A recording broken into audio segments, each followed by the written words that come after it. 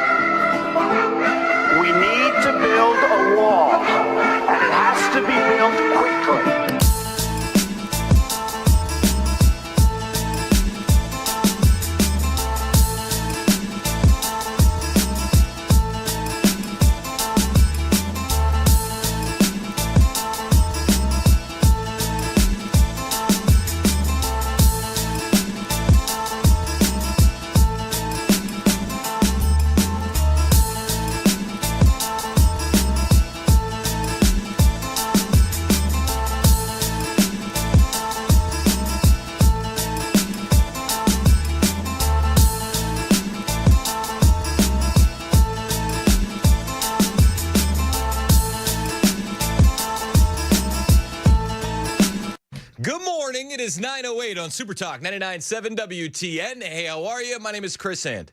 Show's brought to you by our friends at Better Water LLC. You can listen to said show anywhere, all the apps, the FM dial. You can watch the show as well. We are up and running. Super Talk TV is there for you on Facebook, Twitter, Twitch, YouTube, and Rumble. Joan. Yes, sir. You know what I'm going to have to deal with all day? I think so. I have to deal with a 4-year-old Oh. growling in the back seat.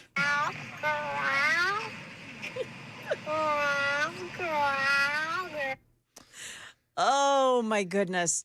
Did I if- do that to her? Yes, ma'am. Yeah. If anyone else's children have been impacted, you can send your email complaints to Paul Mason at Cumulus.com. I will be sending one. You will not be alone.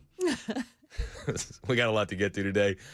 Really excited about the show. We're going to talk about James Comey. We're going to talk about Jimmy Kimmel. I'm a big fan of what happened to James Comey. He's going to be in some silver bracelets. He's getting some new bracelets today, guys.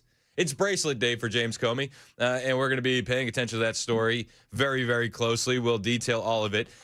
Yesterday, though, did you notice that the king was in town? He was? And the Democrats, they stood and applauded a king in D.C. So weird. So weird. You know, I'm kind of for no kings, personally. I know. I'm with you. So were they until yesterday. Yeah, I'm not a king fan. I'm not a king fan. I'll be honest with you. I didn't even want to talk about it. I didn't even want to when he came, I was like, I thought we stopped caring about this guy in this position. I don't know. 250-ish years ago. I'm sure there was a couple Roughly. years. Yeah, there was a couple years before there where we were kind of a little bit over it. Yes, 1776. That's the one. Sounds like it. That's the one. So I'm like, all right, whatever. Like, I don't really like this guy. And, like, I just think he's weak. If I was the king, I'd be doing a hell of a better job. Just letting you know. But I'm a glutton for punishment. While this thing bores me, like the speech bored me, the big fancy dinner where Donald Trump got a bell. Oh, if you need us, give me a ring. It's like, oh, and all the seals clap. I'm like, I'm over it. I don't care. One thing actually just absolutely rubbed me the wrong way. You ready for this? And you let me know. You let me know if I'm way off mark. Okay? If I'm way off base, 615-737-9986. This, I think, is the most infuriating moment from the King Charles visit. The Christian faith is a firm anchor and daily inspiration that guides us, not only personally,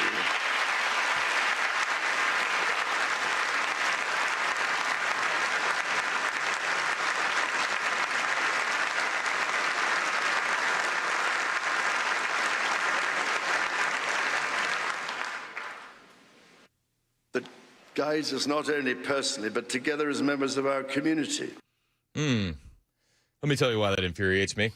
For starters, yes, thank you for acknowledging the Christian faith. That's great.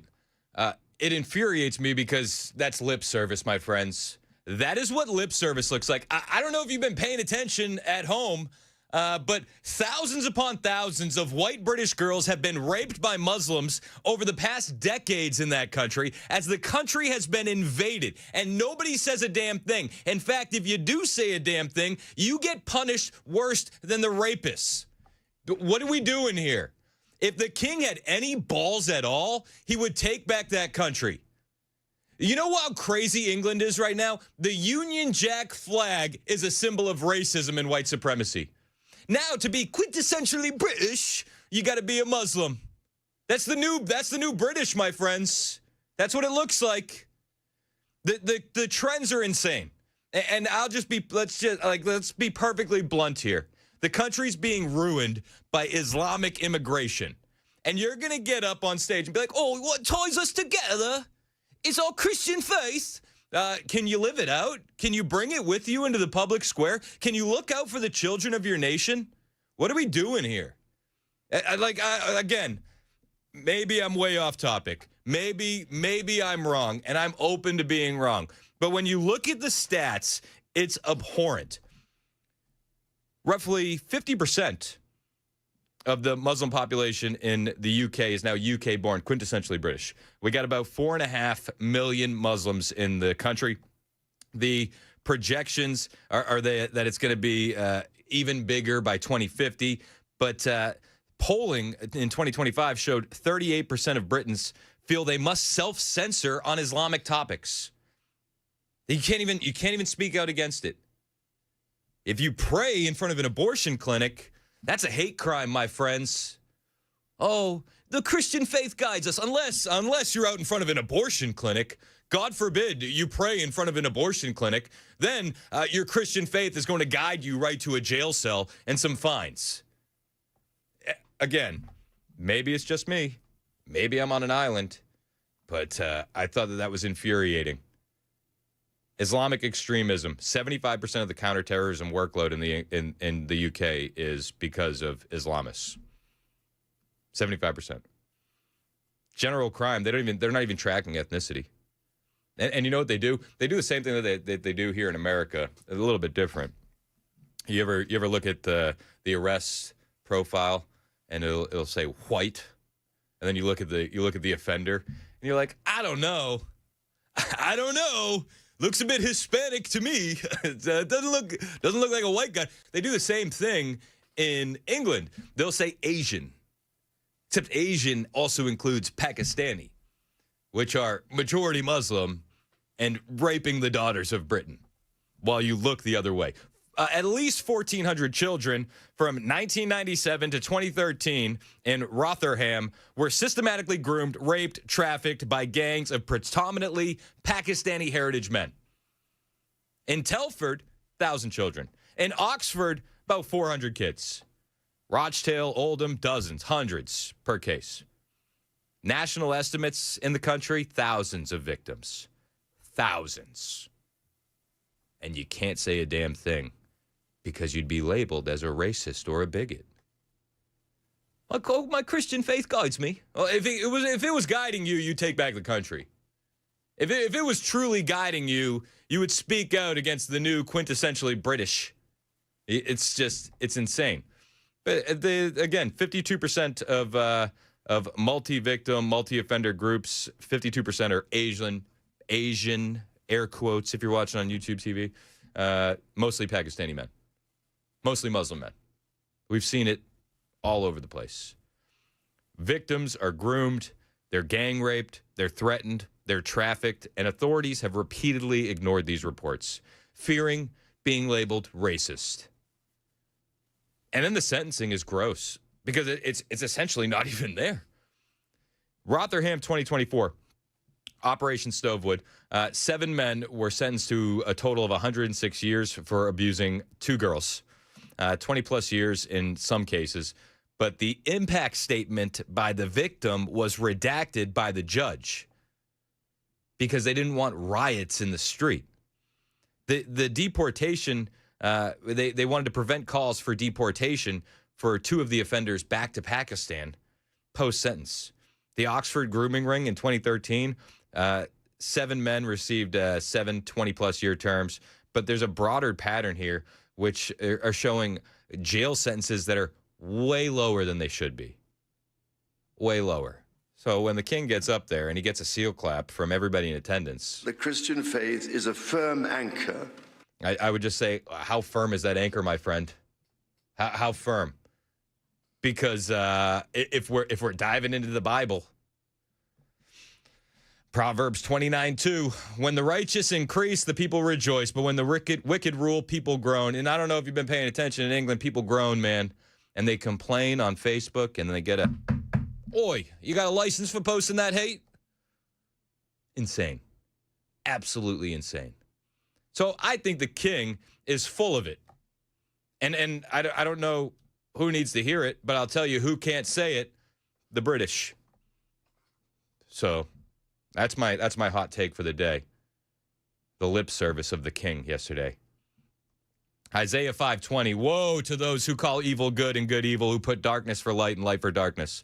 The leaders who are claiming faith while tolerating silencing the discussion of grave evil happening in front of them are under this warning. You understand that, right?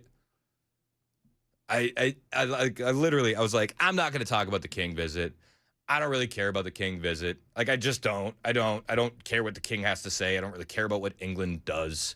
But for our brothers and sisters in Christ over there, that like actually living in their faith, they're silenced, they're shunned.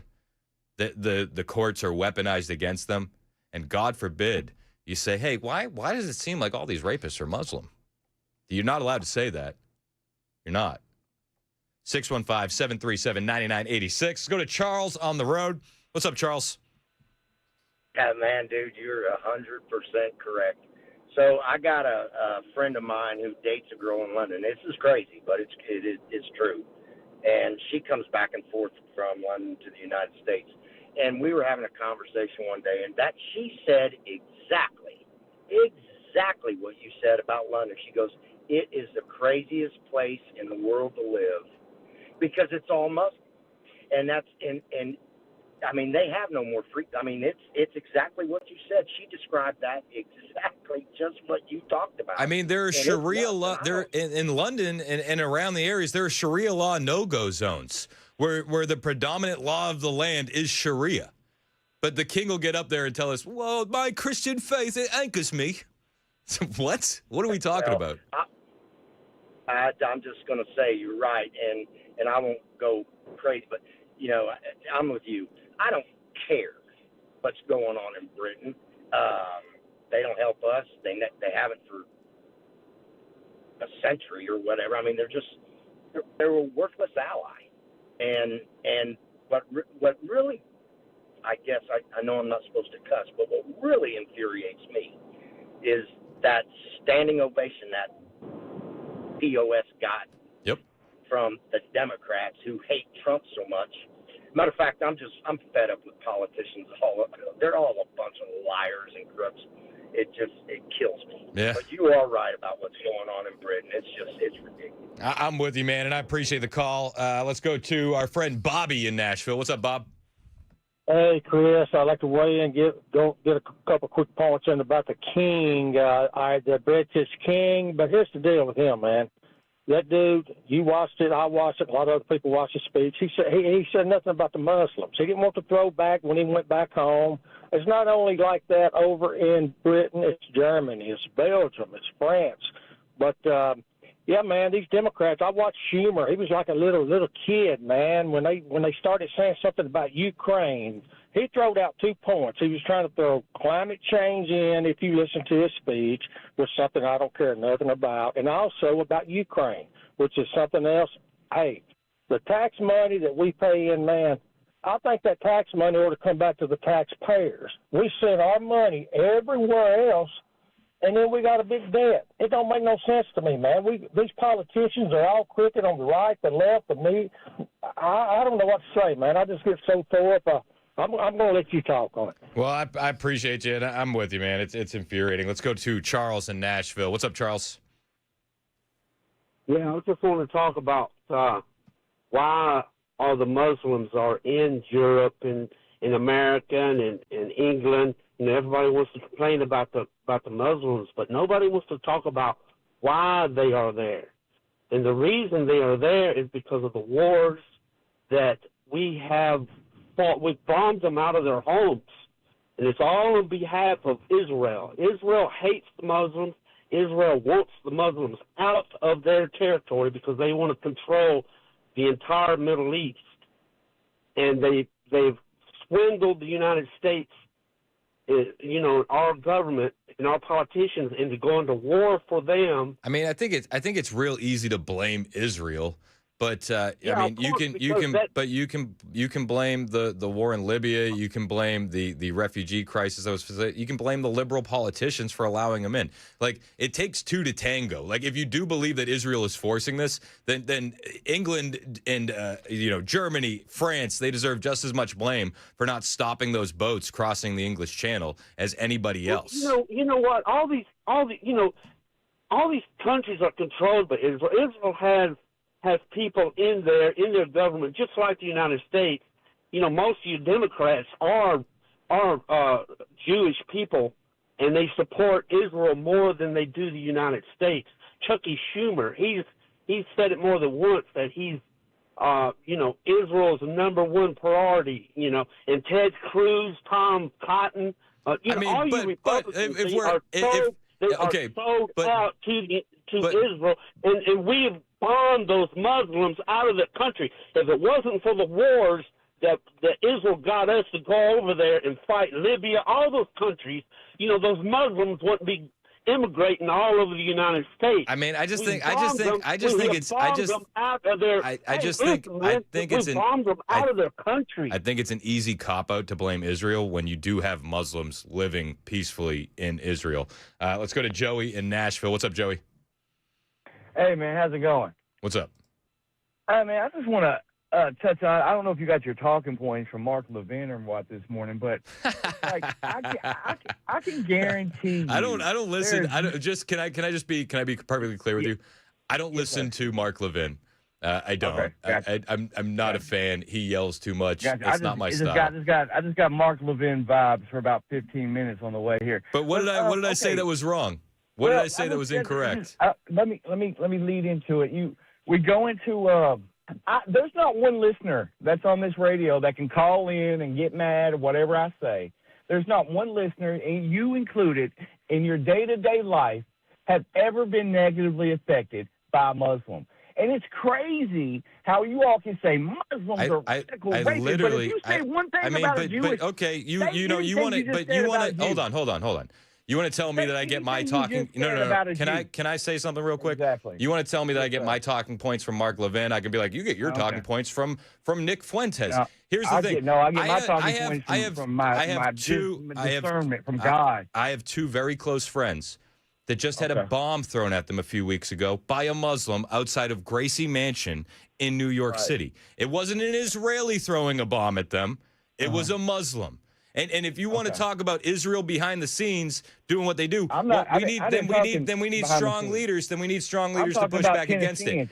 But I'm looking at there's overt violence from the the radical Islamic community. Right. And Jews and the Jewish people are totally peaceful. Can you point to a terror attack on American soil done by Jewish people? Yeah. USS Liberty. And you cannot on say American soil. It's American boat. We can tiptoe around this. Let's talk about Tennessee. Let's talk about it. Right? You say, you can't criticize Britain over there. They're going to come to your door. Do you know how many anti-Semitic laws they're trying to pass for talking about the state of Israel? You cannot. And I'm against all of those too. There was a girl. There was a girl that was arrested. There was a girl that was arrested about Jewish people. There was a girl that was arrested. Can you stop talking so I can make a point? There was a girl that was arrested in Florida. There was a girl that was arrested in Florida for making a joke, asking Benjamin Netanyahu, saying, my college is very close to a nuclear weapon. She was arrested for that. That is wrong. That is disgusting. That shouldn't happen. Yeah. You should be allowed to criticize. You should be allowed to criticize Israel. You're allowed on this radio station to criticize Israel. You know Muslims worship Jesus? Do you know who doesn't worship Jesus? Our God, my God, your God. You know who doesn't? Hang up on me. Okay. Hang up on me. I don't know what you want me to say. You're allowed to criticize Israel in this country. No, you're not. You're literally on the radio station. You're literally on a radio station on a 1,000-watt flamethrower, and I give you the time to get your points across. Because you use that to make us look stupid. We're crazy. No. I don't do any of that. You do that on your own. It's 926 Super Talk 99.7 WTN.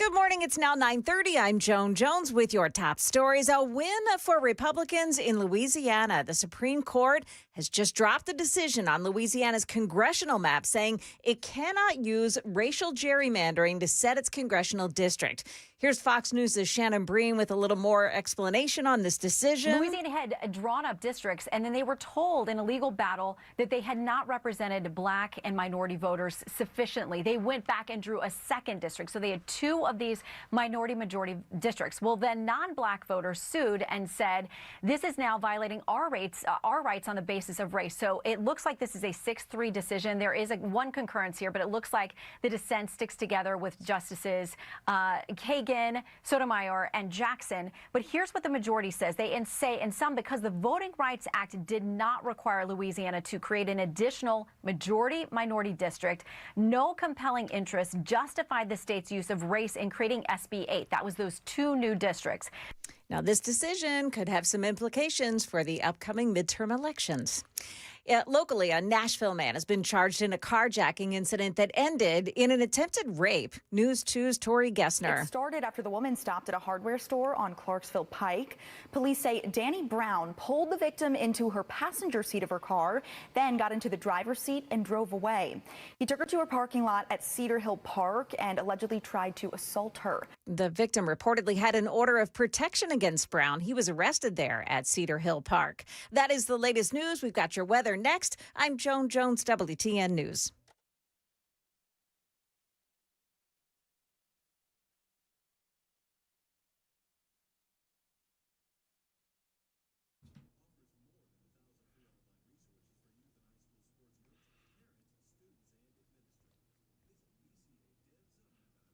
Hey, what's up? It's Chris Hand here from my friends at the Glock store, and they want me to ask you a favor. More on that in a second. It's almost time for the 6th annual open house, and it's always a great time, always lots to do, and always lots to win. So last year, they doubled down on the previous year with the raffle and gave away over $25,000 worth of great gear, including 3 Glocks in one day, in 4 hours, twice as much as the year before. Well, that is a lot of raffling, my friends, and the vendors are super excited about this year's event, and it seems that the Glock store is going to be doubling down again.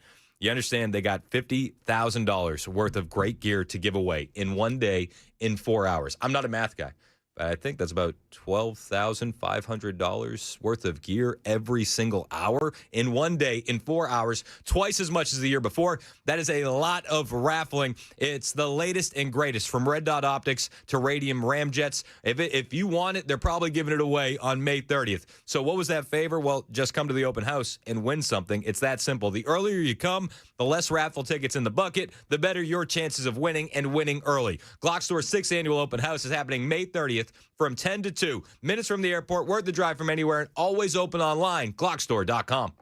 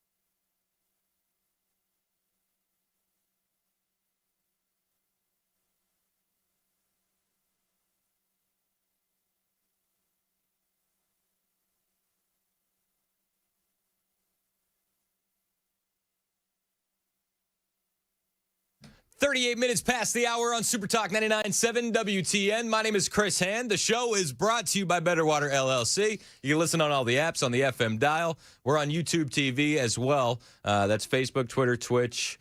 Did I say YouTube TV? Super Talk TV. YouTube and Rumble. I got YouTube on the brain. Smash subscribe. We appreciate you doing so. If you're watching us over on Super Talk TV, I'm going to play a video. It's a big graphic, which is just, it's wild how quickly this tied in with what we're talking about.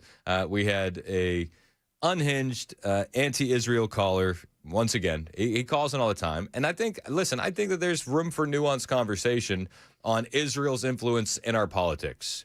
He talked about the free speech. I said, yes, a girl was arrested for making a joke about her college being close to obtaining a nuclear weapon, and they needed Bibi Netanyahu to step in. She was arrested for that. I thought that was gross. Like, there's free speech in the country. You shouldn't be arrested for that, especially when you're joking about a foreign nation. It's clearly a joke.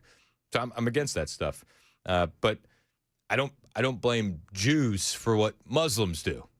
And fun fact, if it's the Jews that are making the Muslims flood Western countries, which I believe they're doing by design to slowly integrate and take over the West, it's not working out for Jews, because just now, coming across my screen, a terrorist has stabbed Jews in a London neighborhood. Weird how that happens. If you're watching on Super Talk TV, it's a horrific video. The moment that what would be a Muslim attacker starts stabbing two Jewish men. And so if this was the Jews' grand plan, I don't know how it's working out. Luckily, police stepped in and they took down the terrorist suspect. This happened in Golders Green in North London, literally just hours ago. So, hey, you tell me what you think. I also would make the case that I've never seen a Jewish terrorist attack. I've never seen a Jewish knife attack. I've never seen a Jewish person throw bombs at Western civilization. I've just never seen it. Maybe I am living under a rock. 615-737-9986.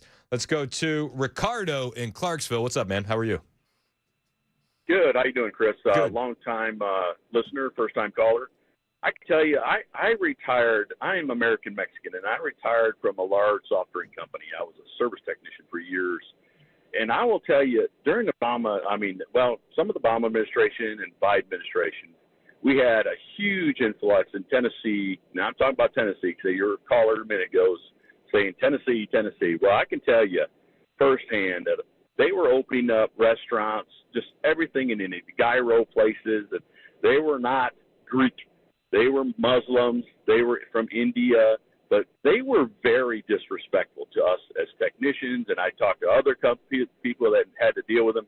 They were opening up restaurants and businesses left and right, and they felt entitled. If they would tell you what they wanted and this and that, and my job was to go and solve their problems, fix and they would tell you rudely what they wanted, what they expected, and they would tell you, I have the right. And I said, no, you don't have the right to anything, buddy. I'm an American Mexican. We all have to do our deal, but you're not entitled to anything, but they strongly believe that because they made it here, they're entitled to certain things. And that used to drive me bananas. I would go round and round with them. And especially because the language barrier. I'm an American Mexican. My family came here, learned to assimilate, learned the English language. As you can tell, I speak very good English. So, I'm like, dude, you're not entitled to anything. We gave you the right to come here, but you're not going to tell me what I have to do, don't have to do. They would ask me to do things that were unrelated to my job. And assimilation is key. And I also think that there's a case to be made that this is not all Muslims, right? And that's a fair point to make. But when you look at what's happening in Europe, and you understand that what happens in Europe, we're 10 years away from it happening here, and you look at communities in Houston, Texas, or Dearborn, Michigan, and you see what's happening. Terror attacks are being busted in Dearborn, Michigan, where they were plotting to go out on Halloween night. Could you imagine the chaos that could have been caused if the FBI wasn't there? And I don't see this happening in Jewish neighborhoods. I just don't. I've never heard of the FBI raiding a Jewish neighborhood because of a suspected terrorist attack. Exactly. Exactly. Well, I just wanted to give you my piece, and I can tell you after 30 years in the business, it was very frustrating to deal with that, and especially the influx within the last 10 years, 5 years, it was very, very frustrating, and I was glad to retire. I can tell you that much. Well, but anyways, keep up the good work, and man, I'm a big follower of yours, so keep it up, tell the truth, and as you always do, and look forward to hearing from you more. Well, I appreciate you, man. Thank you so much. You know, it's so funny when the conversation just goes right to Jewish people. The comments were really stemming from King Charles yesterday when he said this. The Christian faith is a firm anchor and daily inspiration that guides us. And I just thought that's bovine scatology, because your country is being overrun by people who are terrorizing you. And if your Christian faith is your anchor, you need to speak out against evil. So where are you at? And then we had the caller come in and start yelling about the Jews. Okay. Let's go to Jeff in Nashville. What's up, Jeff?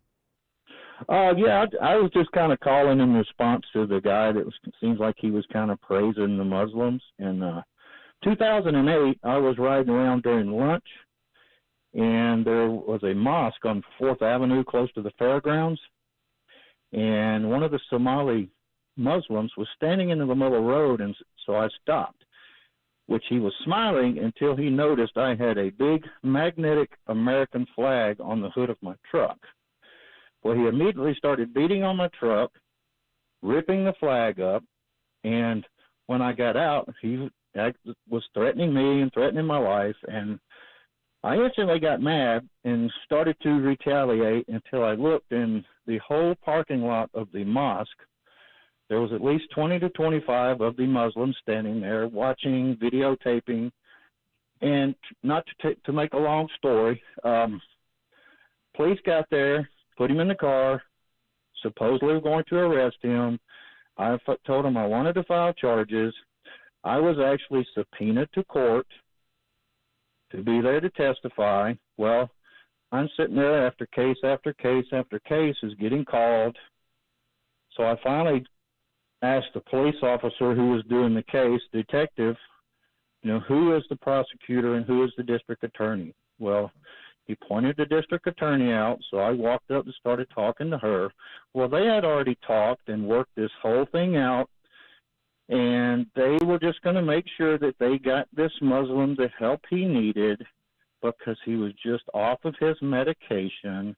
And they had already, and I found out they had already sent him from Michigan because he went ballistic on someone there.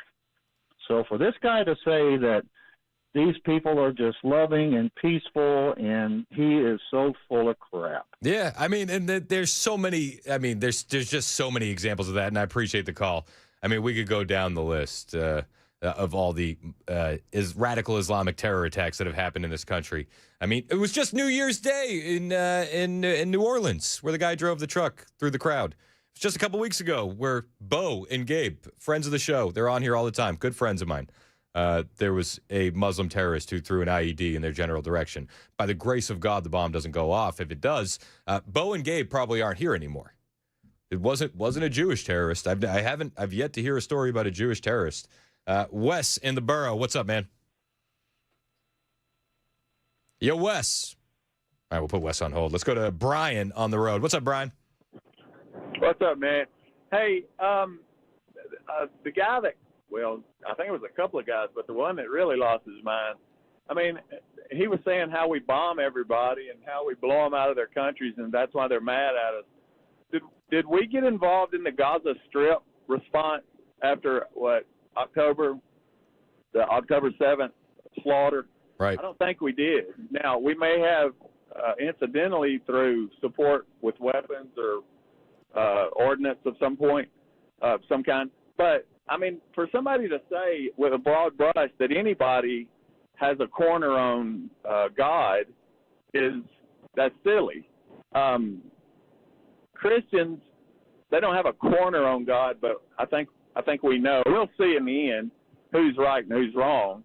But generally, Muslims seem to be a pretty calm group on the whole, even though, I'm a little bit radical myself in all my thoughts, but I don't want to throw a big blanket statement at them, but they do cause most of the trouble, and we let them. And that's the problem is we have people, it's like saying years ago when you take the oath, both foreign and domestic enemies is who we'll stand up against.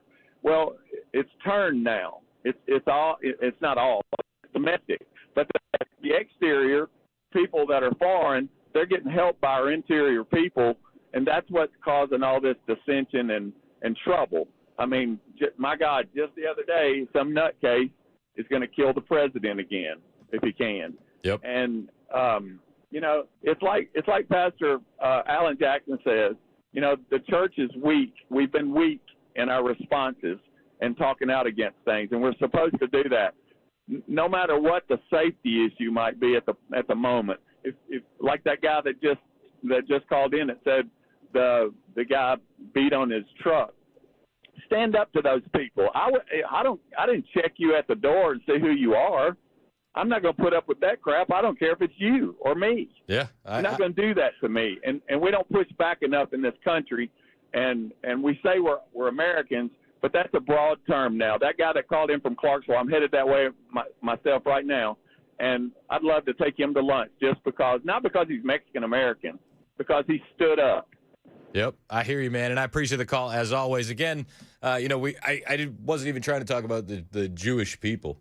I was just trying to talk about how the King of England, I thought he was talking out the side of his mouth when he said he's anchored in his Christian faith. And I would just say, what are you doing about the young girls and the grooming gangs in your country?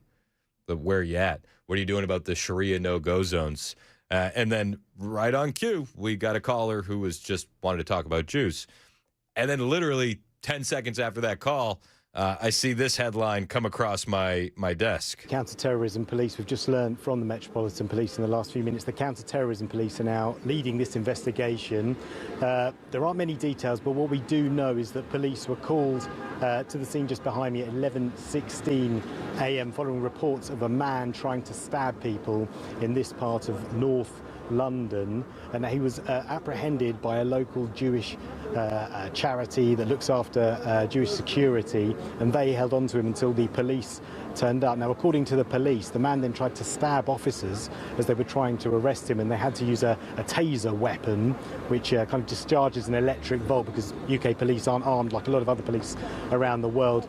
And the arrest was made. And all we know about that man is that he's a 45-year-old man. And what we know about the two victims that have been stabbed is that one is a man in his 70s and one is a man in his 30s. They've been taken to hospital in a stable condition. So, and in true British fashion, they ignore the fact that the victims were wearing yarmulkes and were Jewish, that it happened in a predominantly Jewish neighborhood, and that the man looked like he was of Arab descent.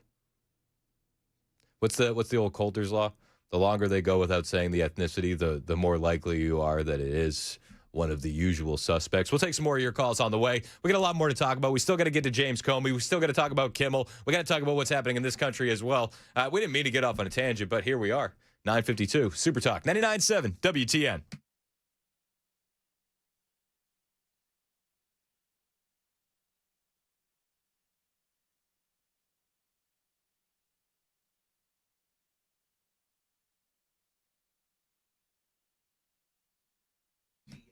Hey, what's up? It's Chris Hand here from my friends at Busy Bee Plumbing, Heating, and Cooling, and it is time for you to take advantage of the Spring Breathe Easy package. This package is awesome. It's designed to help you clear out the dust, the allergens, the pet dander before the summer heat arrives. They're going to give you an AC tune-up plus a professional indoor air quality check to make sure you, your family, your wife, your kids are breathing in the cleanest, healthiest air possible. From there, you'll receive a duct inspection and a premium air duct cleaning. It's going to remove all the built-up debris that's hiding deep inside your AC system. But that's not all.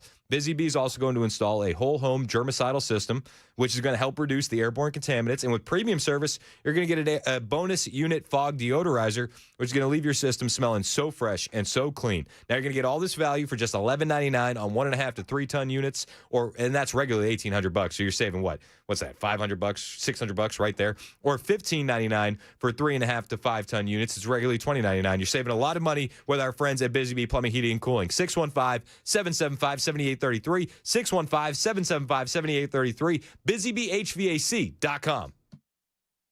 Hey, this is Pastor Allen. Join us on Super Talk 99.7, Sunday evenings from 7 to 8. We're going to look at the news from a biblical perspective. This is where he talks about you. Talks about me? Yeah. Aside from hand, most of you are clearly intelligent, based in the real world type of people. He seems to be longing for a handmaiden type society. I predict he will be an extreme short timer. Weird. Odd. What are you at now? A couple years? Yeah. Again, didn't age well. I love how he said, you guys are smart aside from hand. I know. That's my favorite part.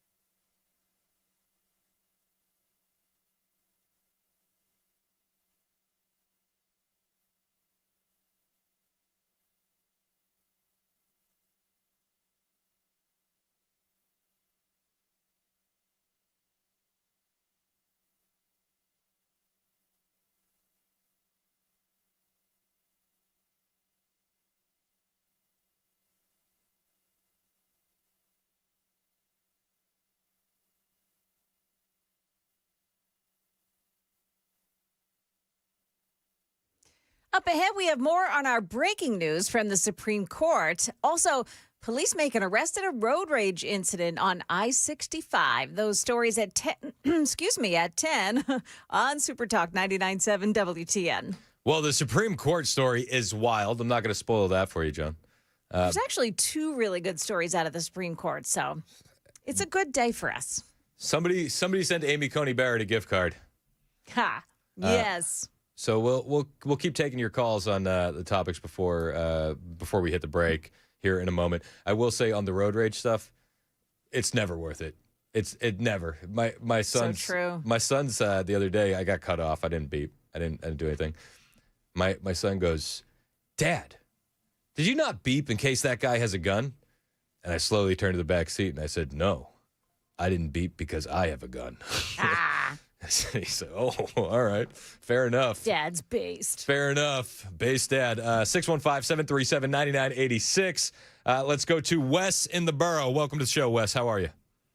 Thank you for taking my call. There's two things that have happened to us because of Arabs and Muslim terrorists.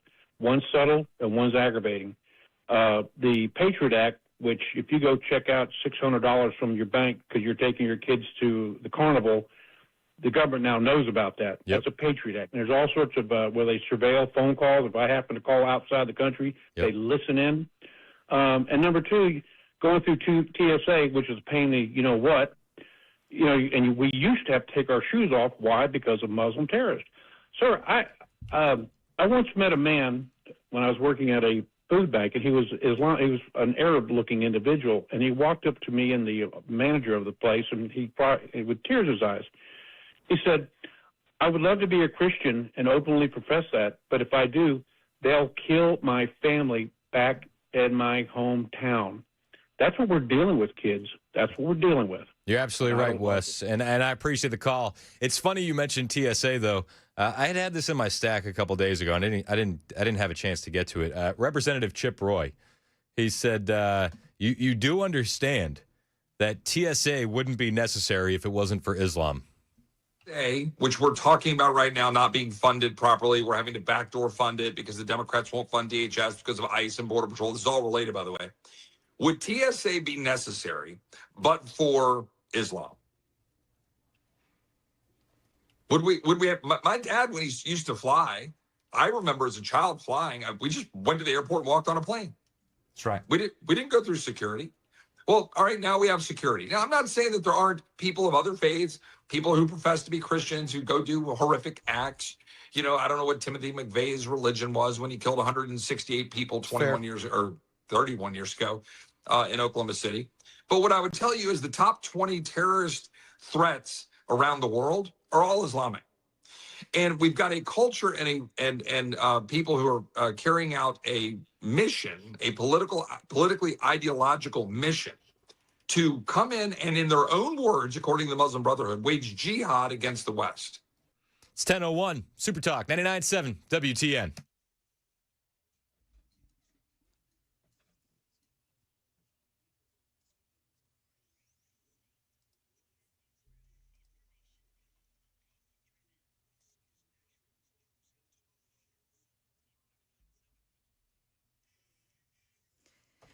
Good morning. It is 10:01. I'm Joan Jones with your top stories. The Supreme Court just dropping a decision on racial gerrymandering in the state of Louisiana that has implications for the entire country. In a 6-3 decision, the court ruled that Louisiana's use of race to draw congressional districts is unconstitutional. This decision came in a case out of Louisiana involving a court-ordered drawing addition of a second majority black district in that state because of the size of the state's population. And the Supreme Court today, in this decision, said that the court violated the 14th Amendment by adding, the state rather, violated the 14th Amendment by adding that district. They used race impermissibly, consciously. ABC's Devin Dwyer there. That ruling guts Section 2 of the Voting Rights Act of 1965. In a separate ruling, the Supreme Court unanimously sided with a group of faith-based pregnancy centers in New Jersey. That group had been investigated by the New Jersey Attorney General, who claimed that donors and the public were misled by the group, which had steered women away from having an abortion. The court found the center's First Amendment rights were violated. Also, just coming across the wire, something for you to note, Chris. A federal grand jury has handed down indictments for 2 individuals connected to the assault on Turning Point USA reporter Savannah Hernandez. It happened at a U.S. Immigration and Customs Enforcement protest in Minneapolis this month. Those suspects have been indicted today. Their names have yet to be released. The sources say that the indictment is expected to be unsealed later today. That is all from Fox News this morning. Also, here in Nashville, teams from the National Weather Service are fanning out to a couple of different areas to determine if the weather that blew through on Monday night into Tuesday morning was a tornado or straight line winds. Those teams are observing damage left behind at Ivy Point, where a tornado was confirmed on radar Monday night. Another team investigates a possible tornado in the northern part of Lawrence County. And a 26-year-old man charged now with attempted homicide for a road rage incident that occurred a week ago in Robertson County. News 2's Jaxie Pigeon says Zachary Collins fired shots at another car while traveling on I-65. Deputies say the suspect and victim were swerving and passing each other on I-65 South when the suspect fired at the vehicle on the interstate and again after exiting at mile marker 108. One bullet reportedly went through the passenger door and into a seat. Fortunately, no one was in that seat. Collins is in jail today. That is the latest news. We've got your weather next. I'm Joan Jones, WTN News.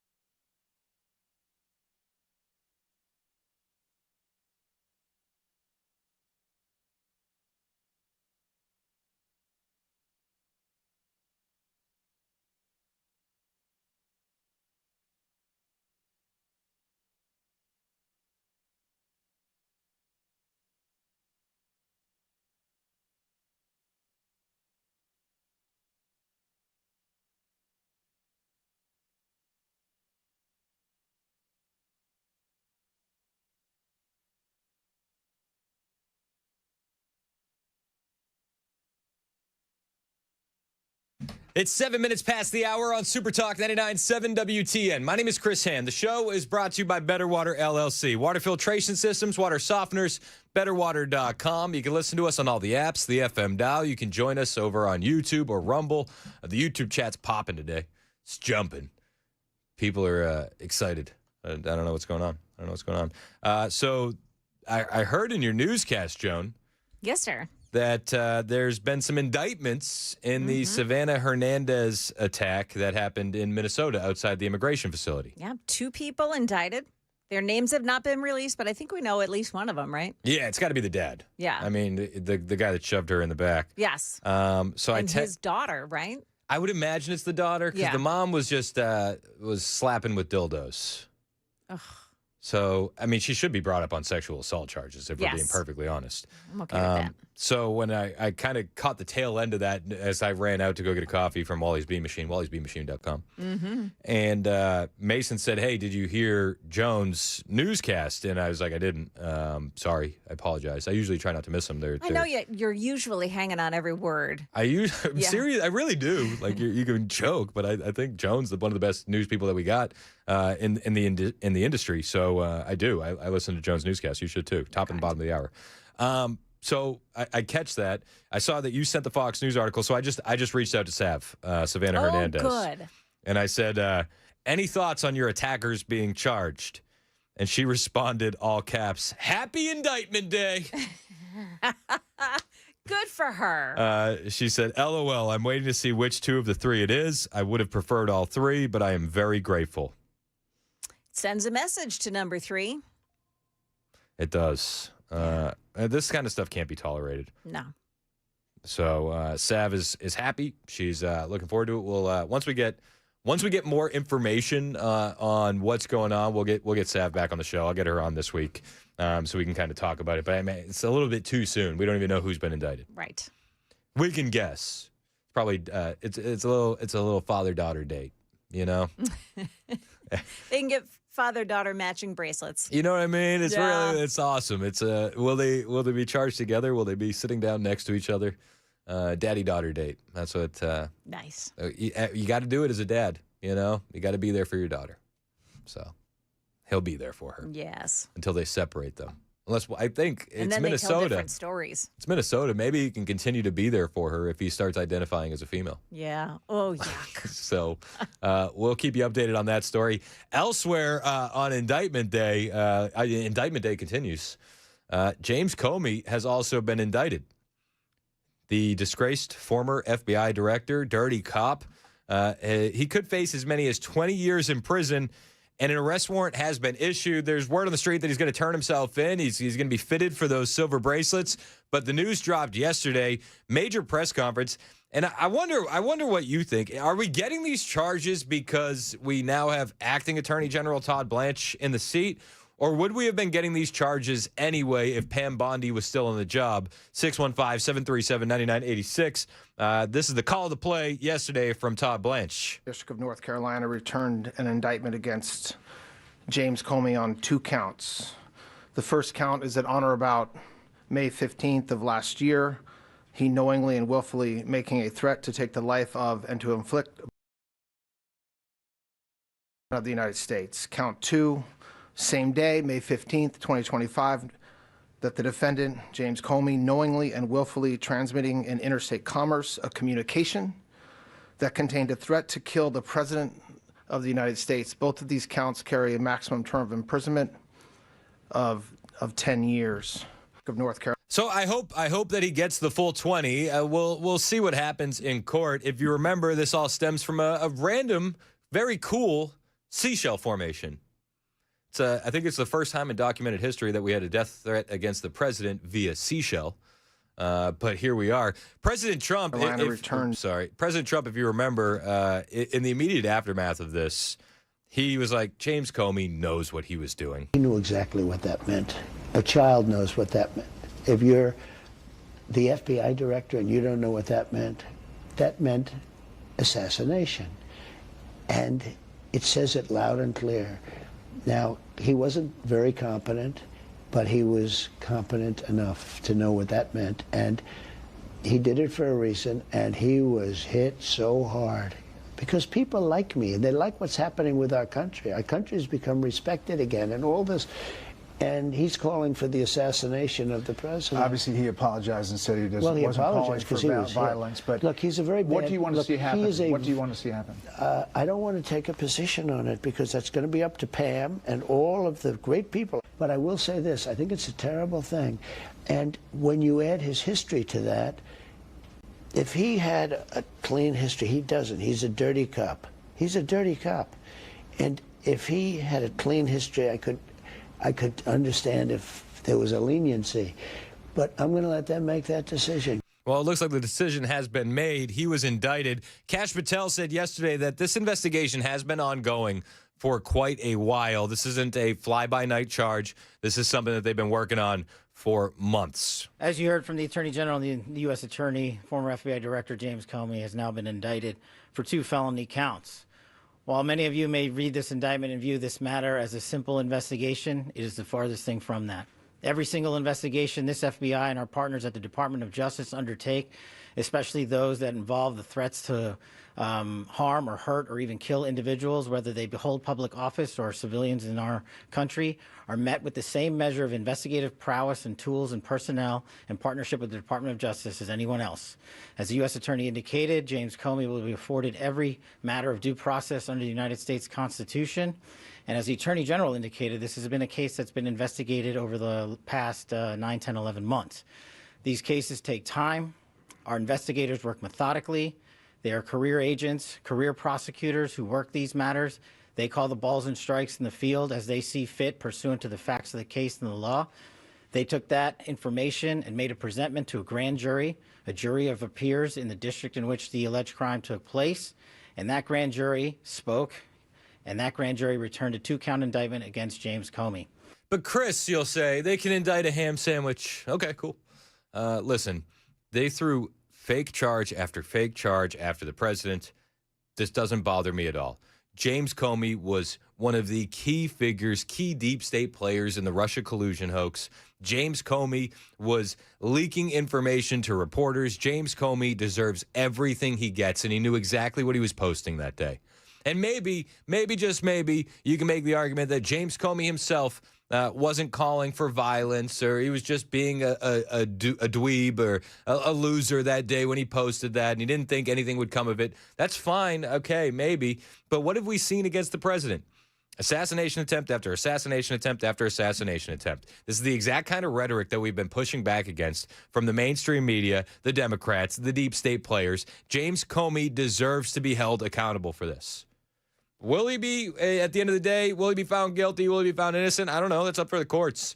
But the punishment is the process. That's part of it. And James Comey should have to drain his bank accounts to fight this in court, and I hope that he does. I hope he drains every last dollar that he has, and that he has to fight this tooth and nail. Even if he's found innocent, I don't care. I think it's good. It sends a message. We're not playing games anymore. The U.S. attorney on the case said that they're confident in proving intent, that Comey knew what he was doing. And Attorney General Todd Blanche, he wasn't exactly going to buy the First Amendment defense when it comes to threatening the president. And he said, listen, this isn't First Amendment stuff. You're not allowed to threaten the president. The fake news is going to try and cover him. Use a First Amendment right to post seashell formations. But no, that's bovine scatology. You're the former FBI director. You knew exactly what you were doing.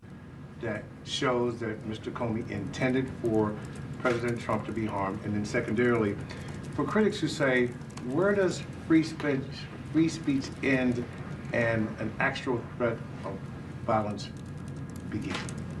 I don't know what critics say that, especially today, but it's not a very difficult line to look at, and it's not, in my mind, a difficult line for one to cross over one way or the other.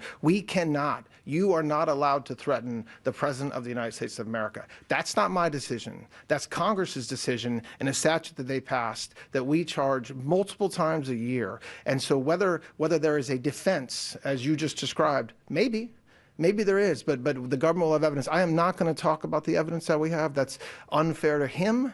It's unfair to the prosecutors, but it's enough to say that the grand jury returned an indictment. But this is the weaponization of the political system, sir, the justice system. You're weaponizing the DOJ. This can't be done. It's never been done before. Sure. This is unprecedented, right? Unprecedented from the same DOJ that under Biden rifled through Melania's underwear drawer and turned Barron Trump's room upside down. It's guys, this is unprecedented. You know what's funny though, and Todd Blanche, the acting attorney general, revealed this yesterday. This indictment comes from the same jurisdiction the DOJ actually indicted someone for threatening Joe Biden's life. So there's even more precedent behind the scenes. So I think it's fair to say that threatening the life of anybody is dangerous and potentially a crime. Threatening the life of the President of the United States will never be tolerated by the Department of Justice. Over the past year, this department has charged dozens of cases involving threats against all sorts of individuals. We take these seriously, every single one of them. For example, just today in the Northern District of Florida, there was a guilty plea from an individual who threatened multiple political leaders, including President Trump. In the Eastern District of North Carolina, where this case was indicted earlier today, there are multiple threats cases very similar to this one, including one where the defendant pled guilty recently to threatening former President Biden, another one that's scheduled to go to trial this summer, another one indicted, an individual was indicted for threatening Tom Homan. I say that to say that while this case is unique and this indictment stands out because of the name of the defendant, his alleged conduct is the same kind of conduct that we will never tolerate and that we will always investigate and regularly prosecute. It's fair. Let's be fair. If we're going to indict people for threatening the life of President Biden, as they should be charged, then yeah, you need to get charged if you're threatening the life of President Trump. I think we should go a step further, and I think that there's a lot more people that we can start indicting, and one of them is a left-wing Twitch streamer by the name of Hassan Piker. Hassan Piker has called for capitalist blood in the streets. He's given out bomb-making instructions on his shows. We need to go after everyone that is pushing this kind of rhetoric and political violence, up to and including James Comey. I'm here for it, and we'll see what happens. James Comey did respond yesterday in a smug, pompous way that only James Comey could. Well, they're back. This time about a picture of seashells on a North Carolina beach. Except it's not just about the seashells, dude. It's about what the seashells represent. You threaten the life of the president. Oh, cool seashell formation I just happened across. You knew what you were posting. That's the issue. A year ago. And this won't be the end of it. But nothing has changed with me. I'm still innocent. I'm still not afraid. And I still believe in the independent federal judiciary. So let's go. But it's really important that all of us remember this is not who we are as a country. This is not how the Department of Justice is supposed to be. And the good news is we get closer every day to restoring those values. Okay, James. Hey, on the way, we'll bring you more reaction from the James Comey indictment. We'll take some of your phone calls as well. 615, what the hell is the number? Why am I blanking on the number? 615-737-9986. 615-737-9986. Phone numbers are hard. 1021. It's Super Talk 99.7 WTN.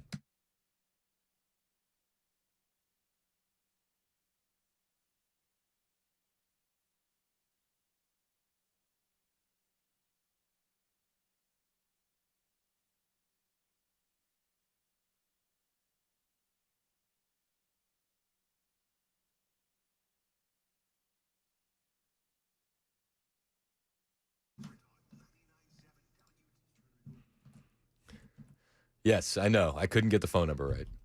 I apologize. I don't know why. I don't know what happened. It's okay. I'm embarrassed. Don't worry about it. I'm not going to worry about it. You know what people don't have to worry about? Pain. They don't have to worry about pain. You see, with the Wellness Institute of Nashville, you can get back to living a pain-free life today. Why are you laughing? Why are you laughing? This is no laughing matter, my friends. If you're dealing with back pain, neck pain, sciatica, herniated or bulging discs, knee pain, numbness in your arms or legs, then you need to know about the Wellness Institute of Nashville. If you listen to the show at all, you already know. And if you're still dealing with pain and you haven't made the phone call yet, you're playing yourself. Talk to Dr. Mitchell today. Him and his team are the first and only office in the state of Tennessee with a brand new device called the HydroWave. This is going to stimulate your stem cells for real cellular healing. This is the most advanced tech. Non-surgical spinal decompression, currently 47% off. On top of that, anti-gravity machines, robotic lasers, and they'll take the time to review your MRI and explain what's happening and, more importantly, how to fix it. And guess what they're not going to offer as a solution? Surgery, opioids, or painful injections. What they're going to bring to the table is the most advanced tech in getting you back to a pain-free life. You can start a pain-free life. It starts with a phone call, 615-246-5009, 615-246-5009. Find them online, painisbad.com.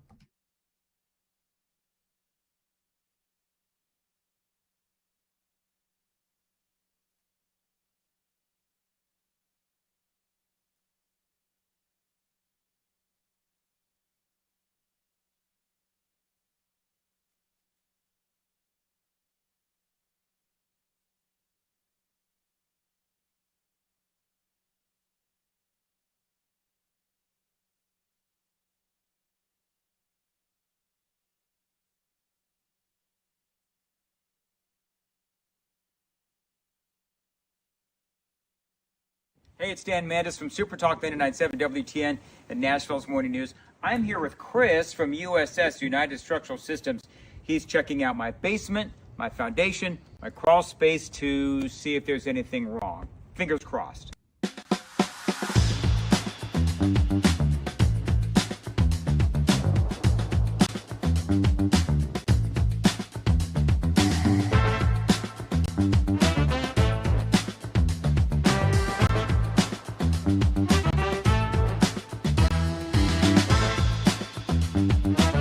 All right, so there's good news and there's bad news. The bad news is we found some cracks in my basement wall. The good news, I've got Chris here who's going to walk me through the next steps. Yes, so unfortunately, your house has been subject to the pressure of the dirt. The hydrostatic pressure, heavy dirt pushes on foundation walls, and you got a little bit of what we call bowing. So that wall is pushed in a little bit. We have a lifetime warranty solution for that. So we install, usually in a day or two, this can be done in most situations. We install carbon fiber straps, which keep the wall from moving inward at any point in the future. It's a lifetime warranty for anybody that ever owns this house. So it's a quick and routine thing that we do, but it yields some long-lasting benefits. It's a great selling point if you want to sell your house. Absolutely. Good thing about our warranties is they're not only transferable, like the contract says, they're automatically transferred when you sell your house. So you don't have to sign any paperwork or even send us an email saying that you sold your house. Warranty would transfer to the next owner.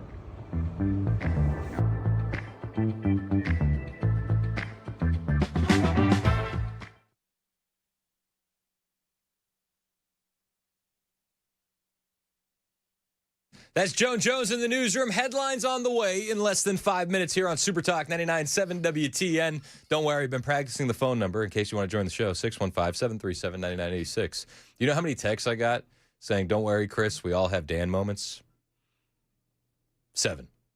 It was 7. People be messing up, you know? You don't think it'd be like it is, but it do. But it do. It do. It do.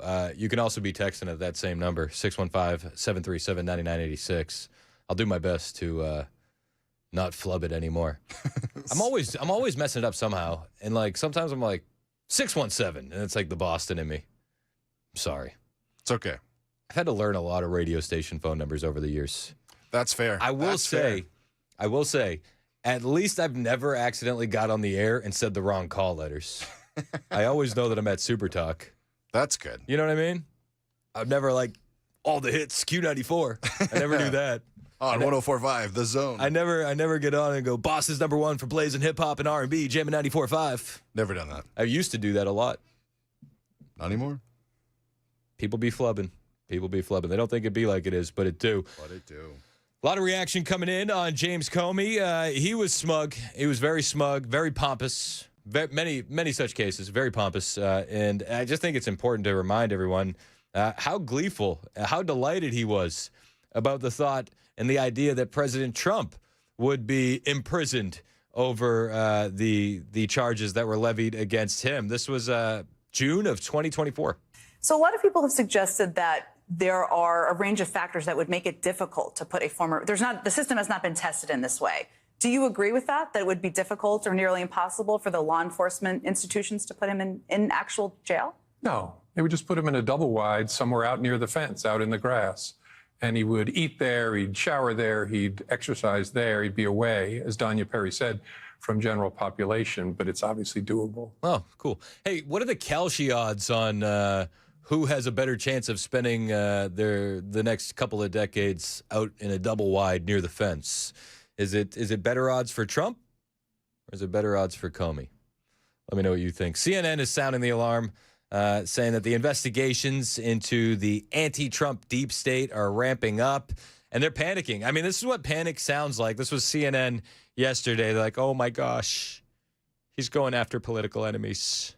This is terrifying. We also know that there has been investigation ongoing down in Florida around a broad swath of the Russia investigation. Many years ago, starting back in 2016, an investigation Comey had worked on until Donald Trump fired him as his FBI director. Could it be something related to that?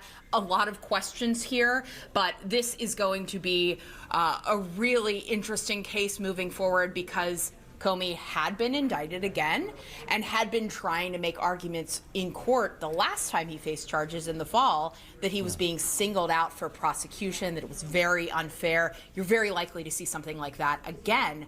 This is so unfair, you guys. It was one seashell formation, okay? And he just happened upon it. Nobody knew what it meant. It could have meant anything. Mark Elias is warning of possible DOJ retribution if Democrats take power again. This is just, they're going after their political enemies. You know what we're going to do? We're going to go after our political enemies. Oh, I think anything's possible. I mean, look, the Department of Justice is going after all of Donald Trump's political opponents. And Kash Patel, before he was the FBI director, posted several times that I was guilty, of crimes and that I was an enemy of the Republicans. The President of the United States, as you point out, when he came back into power, he went to the Department of Justice and called me, terrible. I think he called me a communist. I was a bad person. All true. And so, look, like, we all need to be realistic and recognize that if they will go after someone for taking a photo of seashells on the beach, like, we're not talking about indicting a ham sandwich. We're literally talking about indicting over seashells on the beach. You got to be careful there, Nicole. You're putting that up. Who knows what's going to happen? Who knows who they'll go after next? But in all seriousness, there's nothing that is beneath what they'll do. And the only thing I disagree with James Comey about in the video that he just recorded is he said, as you just pointed out, this is not who we are. No, this is exactly who we are. This is exactly what the Department of Justice is. And, I was on for 2 hours with you the day of the indictment of I think it was Tish James in Virginia. And I had this debate then, and I've had it since. We need to stop saying that this is not the Department of Justice. This is the Department of Justice. These are the rules of the Department of Justice. What people like James Comey are referring to is a Department of Justice that no longer exists. We are never going back to it. It is never being restored. We are never going to have another Merrick Garland-run Department of Justice. Now, that doesn't mean Democrats will weaponize in the way that Republicans are, but if we do not get over the nostalgia and think that we are going backwards in time and that somehow this is an aberration, we're going to have a very long 2 years. Yeah, Democrats got to do the same thing because this has never been done before. This is completely unprecedented. Senator Mark Kelly weighed in. We'll bring you those comments on the way. 1031 Super Talk 99.7 WTN.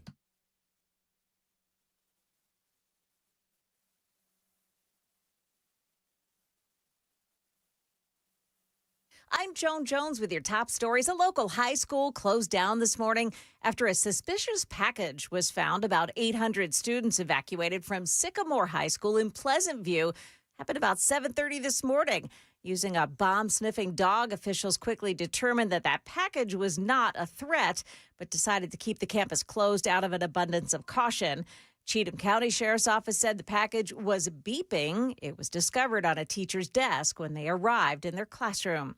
In Antioch yesterday, a man held up traffic and pulled a gun on several drivers. So this happened yesterday. It was near Artelia and Dowdy Drive there in Antioch. Police say they found the 27-year-old's Dodge Charger in the middle of an intersection. Officers say he led them on a chase through a neighborhood. They had to put out spike strips to get him to stop. WSMV4's Holly Thompson. Now, that man ran off into the woods. Canine dogs were able to find him.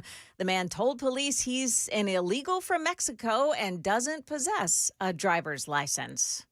At the United Nations, Iran has just been given a seat in a leadership post that the U.S. went on record to oppose. We ask that the record of today's proceedings reflect that the United States objected to Iran's nomination to the General Committee and that the United States dissociates itself from the consensus on this decision. Now, what General Committee is he talking about? The Nuclear Non-Proliferation Treaty Committee, designed to review the treaty aimed at preventing the spread of nuclear weapons. Iran also recently landed a role on the UN's Economic and Social Council. That one helps to shape policy on, get this, human rights and women's rights. That's the latest news. Weather is next. I'm Joan Jones, WTN News.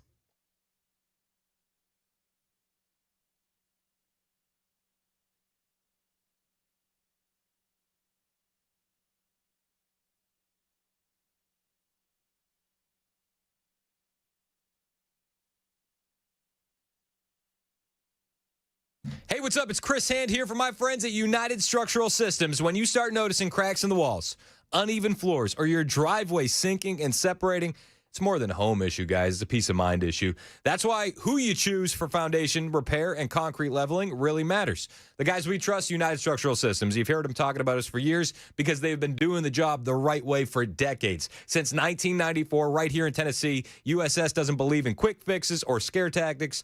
They'll take the time to inspect, explain what's happening, and walk you through real, proven solutions that are built to last. Whether your home needs foundation stabilization or crawl space repair or concrete leveling for sinking sidewalks, patios, driveways, USS uses engineered systems designed for long-term performance, not temporary patches. And what's going to stand out to you and stands out to me is their commitment to integrity. If you don't need repairs, guess what they're going to say? You don't need repairs. It's that simple. And if you need something done, you're going to know exactly why before the work begins. From the jump, the initial inspection to the final repair, USS is going to listen, they're going to educate, and then they're going to deliver results that you can trust. So you'll feel confident that your home is safe and today and the protection is there for the future. With decades of experience, thousands of homes repaired, you can trust United Structural Systems. Learn more and schedule your inspection at USSTN.com, USSTN.com.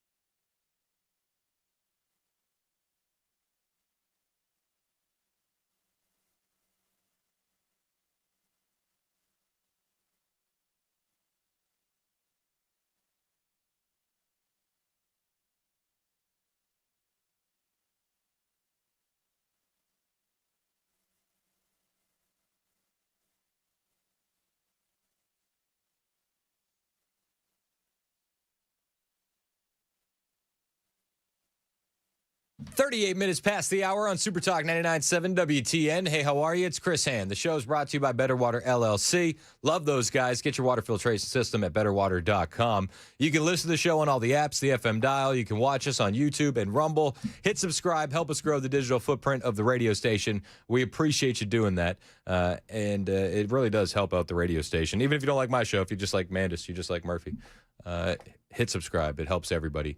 And side note, Friday, I'm filling in for Matt Murphy on the afternoon show.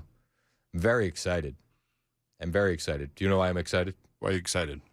Because I'm taking home the Nincompoops crown. Oh. Matt reached out to me, and he said, I have a favor to ask. I said, of course, brother. What do you need? He said, I need you to fill in for me on Friday afternoon. I said, I can do that for you. On one condition. And I just get the bubbles, right? You know, you get the text bubbles. And it was bubbling for a minute, because I think he got nervous. He didn't know what was coming next. He probably knew it was coming. So then he said, "Go on," and I said, "The condition is, Nincompoops in the News on Friday will be determined in a sudden death championship round." The scores of this week, I don't know if they've been talking about it on the afternoon show. They mean nothing, my friends. The winner of Nincompoops in the News will be decided Friday. Sudden death. And I'm taking that crown. You hear me back there, Ken Weaver? I'm taking that crown. Everybody knows it. So you're going to take my Nincompoops trophy? I am. And then, I'm gonna my have to friends. hide it. No, I'm just letting you know I'm taking it. Those are fighting words. And then here's the best part. This is the coup de grace. From there, I am going to retire undefeated. And I will never participate in Nincompoops in the News again. It'll never happen again. Even if I fill in, I'll let you guys figure it out. Because I want everybody to know that I am too good.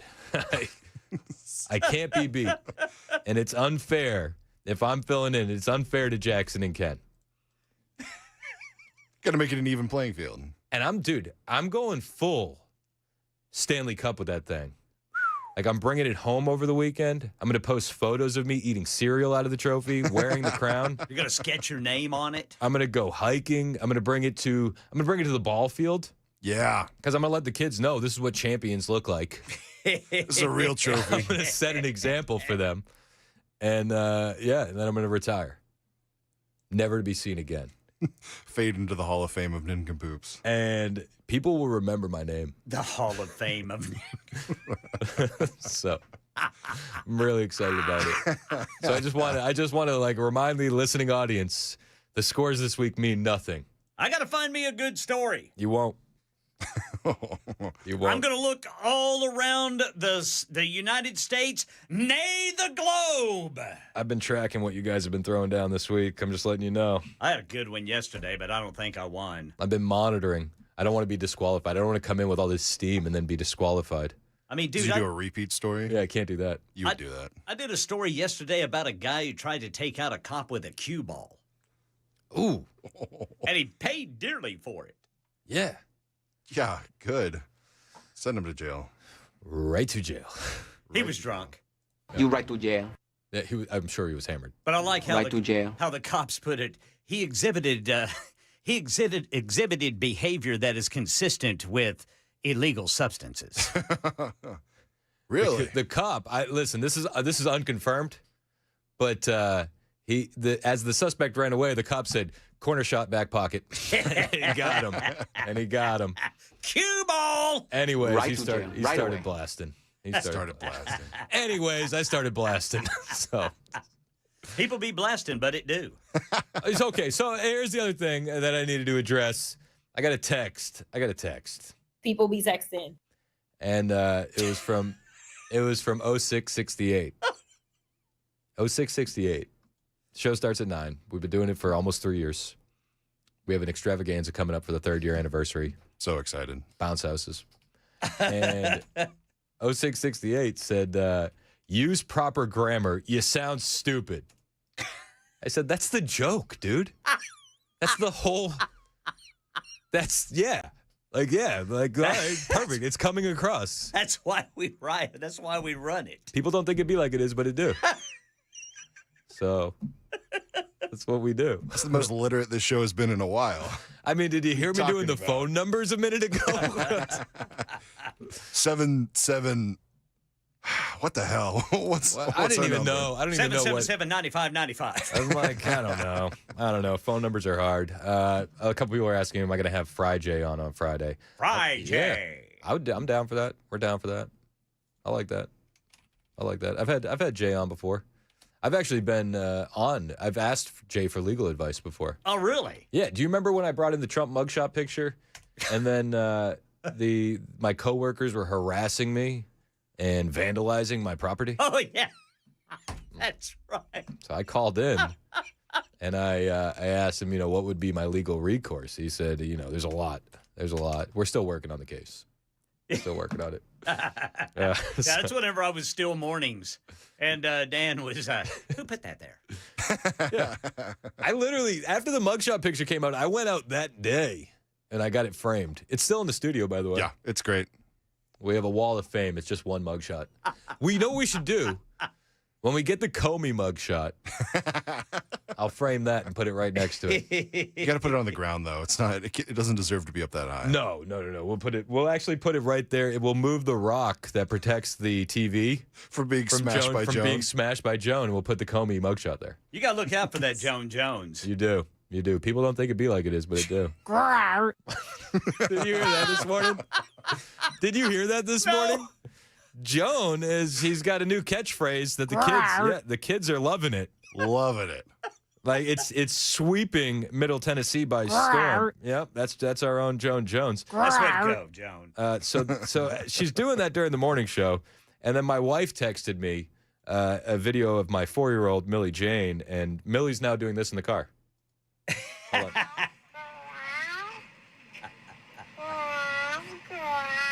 So thank you, John. All right, hey, it's not just James Comey who is under a bit of fire here. Jimmy Kimmel is also under some fire. FCC Chair Brendan Carr is set to go after ABC licenses over the quote-unquote joke that was levied out, and we're here for it. If you didn't remember what happened, this was the night before the White House Correspondents' Dinner. Jimmy Kimmel dropped this gem. Our First Lady Melania is here. Look at Melania, so beautiful. Mrs. Trump, you have a glow like an expectant widow. I mean, hilarious. Belly laughter. Oh, my sides, they're in orbit. What are we going to do? First Lady said Kimmel's hateful and violent rhetoric is intended to divide our country. His monologue about my family isn't comedy. His words are corrosive and deepens the political sickness within America. People like Kimmel shouldn't have the opportunity to enter our homes each evening and spread hate. A coward, Kimmel hides behind ABC because he knows the network will keep running cover to protect him. Enough is enough. It is time for ABC to take a stand. How many times will ABC's leadership enable Kimmel's atrocious behavior at the expense of our community? And there's a lot of people that are just up in arms. Oh, my goodness, the FCC, they can't take a joke. How are you going to go after him? It's free speech. And I would just remind these people that the same parent company, ABC, was furious when Aaron Rodgers went on, the Pat McAfee show, and he made a joke about Kimmel being on the Epstein list. That's too far. Saying that the First Lady is an expectant widow, that's fair game. Is that what the liberals want us to believe? I guess so. So the FCC chair, Brendan Carr, is now looking at their licensing. Breitbart has the story. The FCC is reportedly moving to review Disney's broadcast licenses as FCC Chairman Brendan Carr has raised questions that the company may have engaged in race and gender-based discrimination. Semaphore reported that the FCC may not choose to trigger the process known as an early license review. However, Carr has threatened Disney, which owns ABC and its broadcast licenses, when he attacked the company's diversity programs. A lot of people are making this about Kimmel. I think it's a little bit separate. The timing is coincidental, but the FCC licenses ABC's broadcast television licenses, which operate on the publicly owned airwaves. On a side note, all of these TV channels, right, that are on public airwaves, right, publicly owned airwaves, how do we make them have to legally broadcast online as well? Is that just me? Like, I think that you should have, if you're ABC, CBS, NBC, you should have to put your programming over the internet for free as well. Is that fair? Because I'm in an area where, but I can't use a TV antenna, and I'm of a certain economic standard that I'm not going to pay for cable. So why can't we force them to be free over the internet as well? I think we should. I digress. They say if the evidence does play out, in fact, and show that they were engaged in race and gender-based discrimination, that's a very serious issue at the FCC that could fundamentally go to their character qualifications to even hold a license, Carr told Fox this month. Carr said in March 2025 that he has had long issues with ABC's DEI policies. President Donald Trump and First Lady Melania have demanded the controversial late-night television host Jimmy Kimmel be fired. His most recently inflamed controversy when he said that Melania looked like an expectant widow. A person within the FCC, familiar with their thinking, told Semaphore that the timing of the review was not linked to Kimmel's recent controversial monologue. People will try to conflate the two. Maybe, maybe not. Your guess is as good as mine. However, I would say I don't know if they're going to have to wait for the FCC to revoke the licenses or anything like that. There's a groundswell of grassroots boycott support when it comes to Jimmy Kimmel advertisers. And this comes after the First Lady dropped that tweet. They say Kimmel is facing intense backlash from scores of fed-up Melania Trump fans after he called the First Lady an expectant widow before a gunman attempted to assassinate President Trump at the White House Correspondents' Dinner Saturday evening. So we read the Melania tweet, but they say that social media users responding to a Monday morning X post from Melania Trump are now trying to boycott his advertisers. Good. That's one of the ways to go for it. On Monday evening, Kimmel brushed off criticism, doubled down on his remarks, repressing the joke, and trying to explain it away by insisting his earlier quip was about age difference. Sure thing, pal. Sure thing. But a grassroots boycott of advertisers that pay Disney to run advertisements on the left-wing late night host show on ABC affiliates across the country has taken off. Moreover, pressure on Disney's advertisers amid a report by The Sun noting that ABC could be ready to shut Kimmel down for good, adding that the network affiliates have already been ordered to drop promotional clips for the show after the First Lady blasted Kimmel for his expectant widow comments on Thursday. So I don't know if the FCC is getting involved because of Kimmel's joke. I don't know if they even need to get involved because of Kimmel's joke. It looks like the advertisers are going to step in and deal with this themselves because of that grassroots boycott energy. I'm here for it. It's 10:51. This is Super Talk 99.7 WTN.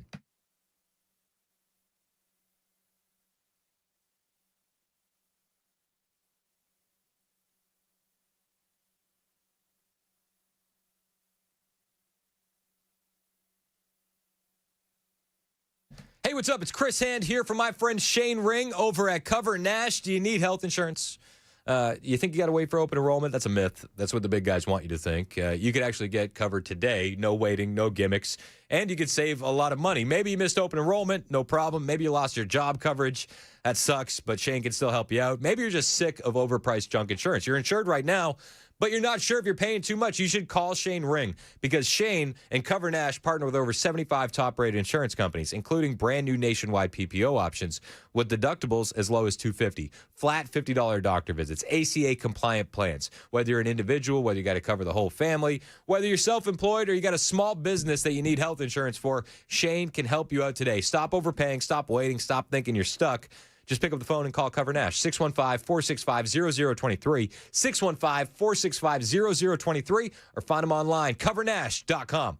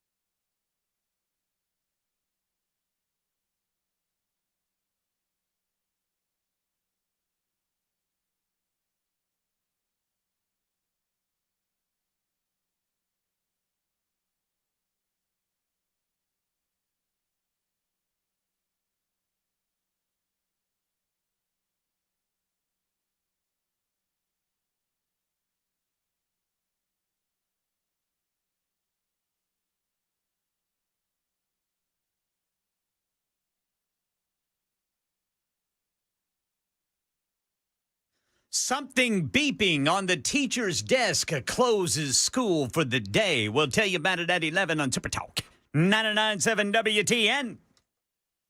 That's Ken Weaver in the newsroom. My name is Chris Hand. The show is brought to you by Better Water LLC, water filtration systems, water softeners, betterwater.com. I left out something very, very big when it comes to me filling in on Friday for Matt Murphy. Oh, yeah? Yeah. 9368 reminded me on the text line. He said, are you doing your show too? Or is someone filling in for you? Someone's filling in. The Honorable Joan Jones will be growling her way through the 9 to 12 shift. Get ready. She's coming in hot. Yeah, we're all playing a little musical chairs. Claws out. I can't wait.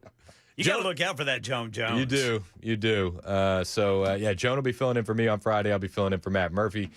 We have musical chairs. Brian Wilson's filling in for Dan Mandis. It's honestly, you know what it's going to be?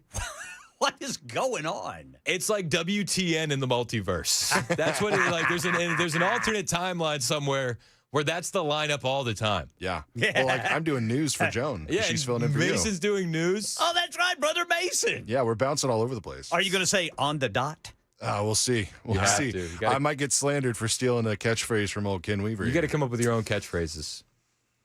Lay one on me. You got any in the chamber? Nothing that you're in the ready chamber to go? right now. You know what? Ask me in the 11 o'clock at lightning round. All right. Yeah, get a Little tease. catchphrase, Brother Mason. You need a catchphrase. Catchphrase.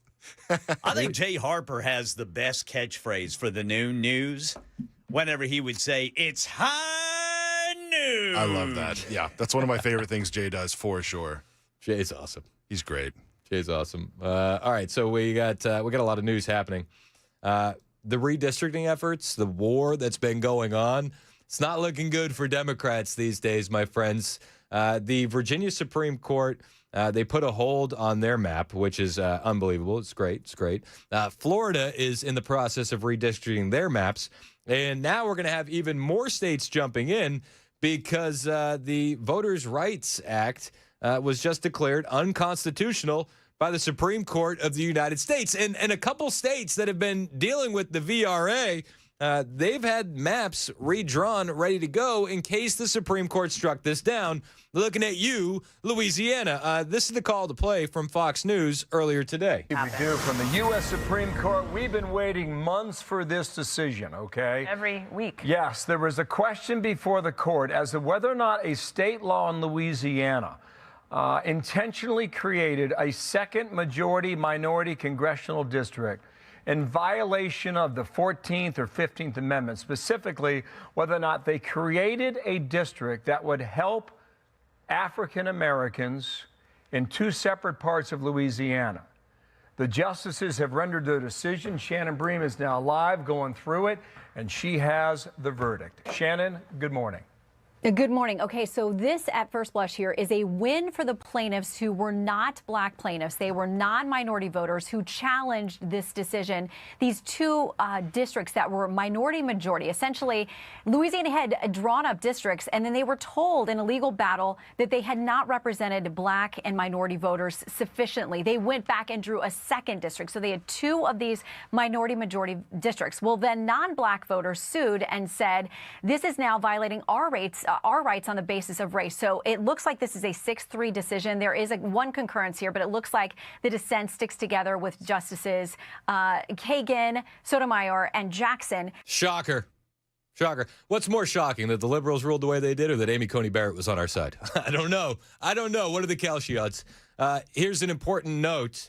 The Supreme Court did not outright overrule all of the VRA seats, okay? This ruling is just for Louisiana, but it's got liberals sweating a bit today because they say that the writing is now on the wall for a demolition of the VRA in the long term.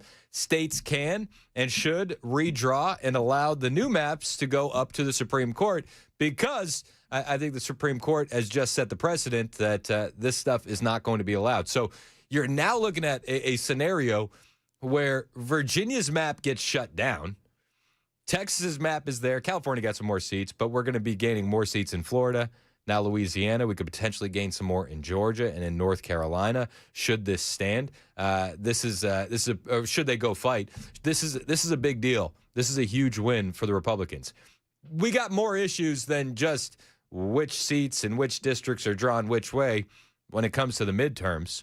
But this is adding a bit more hope that we don't lose our majority come November. It's 11:01. This is Super Talk 99.7 WTN.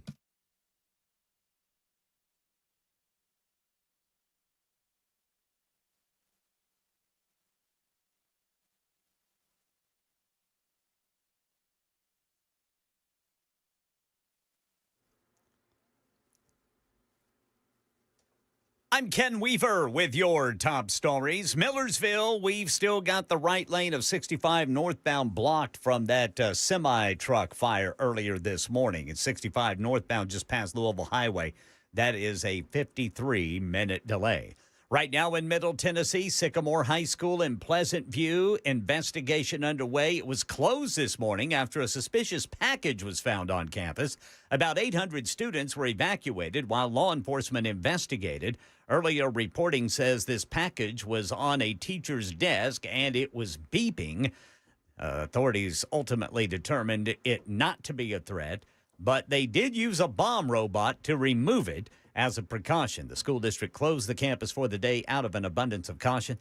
National Weather Service going to have teams on the ground today in Middle Tennessee to determine if any tornadoes did the damage during the severe weather outbreak over the past 2 days. Same thing in North Texas today. Some in Mineral Wells, west of Fort Worth, have no doubt they witnessed a tornado. It got real windy. We started seeing debris, which I guess from the neighbor's house. He and his wife stepped from the patio into their kitchen. We had time to shut the door, and then it hit. Damage to homes and businesses was extreme, but first responders report only 2 injuries, neither life-threatening. Jim Ryan, ABC News in Dallas-Fort Worth. Here in Nashville, Mayor Freddie O'Connell used his State of the Metro address to propose cutting Nashville's local grocery tax by 1/2 cent, framing it as direct relief for families strained by rising costs. Mayor O'Connell said the reduction would be offset by tighter Metro budgets, not higher taxes elsewhere. Operation Epic Fury talks between the U.S. and Iran remain stalled after White House officials dismissed an early Iranian proposal to loosen restrictions on the Strait of Hormuz and postpone a deal on the country's nuclear program. ABC News White House correspondent Karen Travers. There's no scheduled second round of negotiations between the U.S. and Iran. Of course, they were trying to get that together in Islamabad, Pakistan, but there is nothing on the books right now. The president overnight seemed to be again threatening Iran with further strikes. He posted on social media a message with a meme of him holding a machine gun with explosions and smoke behind him and the words, "No more Mr. Nice Guy." That's the latest news. Weather's next. I'm Ken Weaver, WTN News.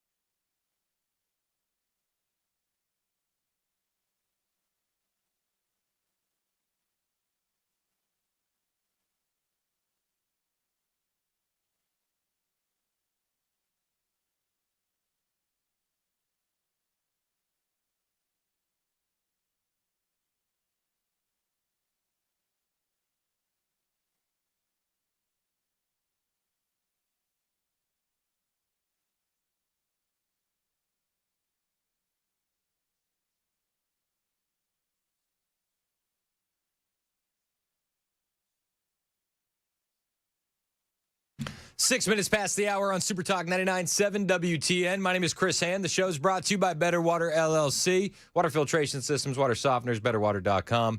Mason, have you come up with any catchphrases for when you fill in for the news on Friday? Got some rumbling. All right. Maybe. I'll be honest with you. I spent the commercial break looking them up on Grok. Really? I didn't like any of them. Yeah. A lot of them tried to play on your name, Mason. Like you're going to build the headlines brick by brick, mortar this story later. And I was just like, nah, I'm out. Go for the Freemason route. I'll tell you what, yeah. We got 33 levels of news. Here's my thing is like when people say AI is going to take our jobs, they took our jobs, but it can't even come up with catchphrases. Come on. It'll be able to power robots that'll shoot us, but it won't be able to deliver the news with cheesy catchphrases. Yeah, but it's easy to pull a trigger. It is. Not easy to come up with a catchphrase. Robot dogs. Robot birds. Grrr. All right, so we've talked a lot about accountability today. When it comes to James Comey, Jimmy Kimmel, they do need to be held accountable. We had some more accountability yesterday with the Minnesota raids that took place, which was just fantastic. Everybody loves that. We saw, 20-plus locations in Minneapolis raided Tuesday as federal authorities were cracking down on alleged fraud linked to Somali-owned businesses in Minnesota, don't you know? Somali soda. What do we end up saying we're going to call it? Just a hellhole at the end of the day, to be perfectly honest with you. It's cold, and there's a lot of fraud. Not my soda. Is it still freezing in Minnesota? I would imagine it is. Yeah, probably. I feel like it's always cold up there. Breitbart has the latest. The targets included child care facilities that were registered with the state, but allegedly billing for care they did not provide. Video footage showed officers exiting one of the facilities. Sources informed the outlet that two of the raids happened at the Equality Learning Center and the Baby Halimo Child Care, which are located in Minneapolis. The ironically misspelled Quality Learning Center drew much attention when it was featured in Nick Shirley's investigation, highlighting the alleged fraud. A lot of this, you can absolutely make the case. Nick Shirley was that pebble in the water, right? And then it ripples out, which led to us getting a lot of accountability with a lot of this fraud. It led to the anti-fraud task force that J.D. Vance is now chairing. It led to the new assistant attorney general that is dealing only in fraud being sworn in. And now we're starting to see that accountability, which is fantastic. Nick Shirley, yesterday, he took a victory lap. And to be perfectly fair, Nick Shirley deserves a victory lap. Nick Shirley has been getting death threat after death threat for what? Exposing fraud. Not tax dollars that are stolen from only conservatives, but tax dollars that are stolen from Republicans and Democrats. It's everyone's tax money. You should be thanking Nick Shirley if you're a liberal, but they're upset, and they want him dead for it. We've talked about this. They only go after consequential people. You see that with President Trump. They never go after people that do nothing and sit on their hands or let this kind of stuff go on. But Shirley yesterday taking a victory lap on X. It is officially National Leering Day. The Leering Center has officially been raided, and play the clip. Now, large-scale raids targeting federal fraud currently underway. Federal agents seen leaving the Quality Learning Center. Take a look at this video here. Sources tell Fox that federal agents are raiding about 22 businesses across Minneapolis this morning. And sources say many of them are tied to Somali-owned operations. All of this comes after that viral YouTube video from Nick Shirley. It was back in December. In that video, he visited different child care centers. And you'll remember they were either closed or there were just no children inside, despite receiving state child care funding. Now, the location that you're looking at right now, it's the Quality Learning Center. This is the daycare. It went viral. It blew up on social media because of a sign outside with learning that was literally misspelled. So good. Looks like we got a statement from DHS sharing, quote, Homeland Security investigations in cooperation with our law enforcement partners executed criminal search warrants in Minneapolis relating to the rampant fraud of U.S. taxpayers' dollars. So Nick Shirley deserves a lot of credit for this. If you remember that video that he posted, it was the day after Christmas. The timing was perfect, right? Everybody's got their feet kicked up. There's not a lot of news going on, and the video went absolutely viral. It was 42 minutes long, easy viewing, and in one day, Nick Shirley exposed $110 million in fraud.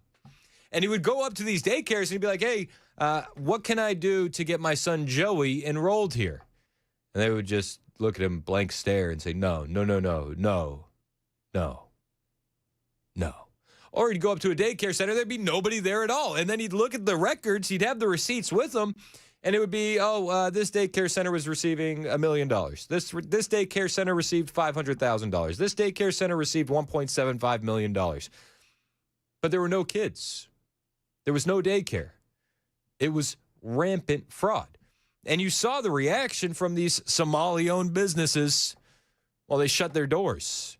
They reacted in anger. They lashed out. They said that they were being targeted because of their race. It's like, no. You're being targeted because of the receipts.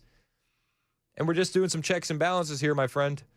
The checks and balances, well, it showed that you guys are perpetrating massive amounts of fraud. And yesterday we saw a lot of updates. So Kash Patel said on X, case update, Minnesota. And it was a lengthy post on X. I'll read it to you. The FBI is aware of recent fraud in social media reports in Minnesota. However, before the public conversation escalated online, the FBI had surged personnel and investigative resources to Minnesota to dismantle large-scale fraud schemes exploiting federal programs. Fraud that steals from the taxpayers and robs vulnerable children will remain a top priority in the FBI in Minnesota and nationwide. That was on December 28th. That was 2 days after Nick Shirley's report was officially posted on X. And now we're starting to see the fruits of these investigations. Again, 22 facilities have been raided. The FBI, the HSI were in Minneapolis yesterday in relation to the ongoing federal investigations. Meanwhile, the U.S. Department of Homeland Security also confirmed the news, saying that Homeland Security investigations in cooperation with our law enforcement partners executed criminal search warrants in Minneapolis relating to the rampant fraud of U.S. taxpayers. Nick Shirley, again, just full victory lap. So there you have it. Over 20 businesses were raided by the FBI and HSI today because of fraud that took place. They had 22 search warrants for primarily Somali-ran businesses because it just so happens to be that a lot of the businesses in Minnesota that were fraudulent were ran by Somalians. Happy little accident. And now we're going to talk about these locations that were raided, but I do think it is super important that we talk about somebody who's trying to claim credit for the fraud being exposed, and that is Tim Walz. Tim Walz does need to be called out for this. He posted on X that it just is such a nut. He posted a lengthy tweet, okay? Tim Walz, who is not running for governor anymore in the state of Minnesota, don't you know, because of the fraud that was exposed. He posted on X a tweet that read like this. Will you put it up on the screen for me? He said, if you commit fraud in Minnesota, you're going to get caught. And that's exactly what we saw today. We catch criminals when state and federal agencies share information. Joint investigations work, and securing justice depends on it. He went on to say, today's raids by state and federal law enforcement happened because our state agencies caught irregular behavior and reported it. Okay. He said, that's how the system is supposed to work. And our agencies will keep at it as long as there are fraudsters around to put behind bars. Went on to say, now let's work on a joint investigation into the killings of Alex Preddy and Renee Nicole Good, instead of cherry picking when we seek justice and when we turn a blind eye. Hilarious. Absolutely hilarious. Because if you remember, it was back in February that Tim Walz was accusing the federal government of not doing anything with the fraud at all. They don't even have any people working at these agencies, so they request the data and they don't go anywhere. The people who are the attorneys that should actually be prosecuting on ICE cases, the lead prosecutor quit yesterday. Fraud is a long forgotten thing for everybody except me and people in Minnesota who know we need to prosecute it and do what's right. The federal government lost all their prosecutors. The federal government sent us no one who's an expert in fraud prevention or fraud discovery or fraud prosecution. They sent untrained people on the streets to push people down or to try and follow teachers home. Those things are not making anybody better.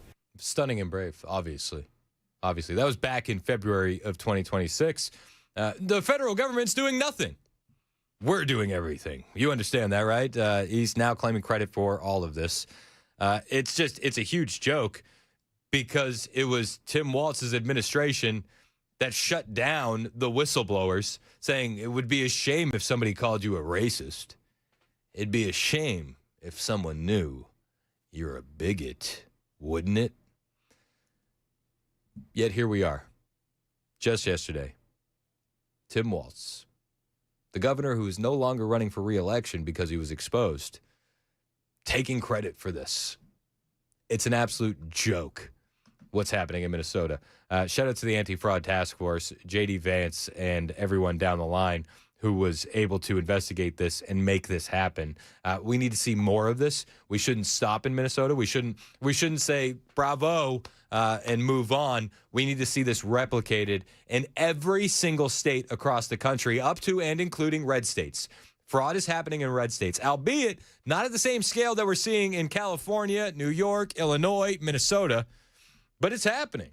And I think this fraud task force needs to go state by state by state and dive into everyone's receipts and make sure that everything is on the up and up. We're talking about billions of dollars in fraud in a country that is at $39 trillion in debt.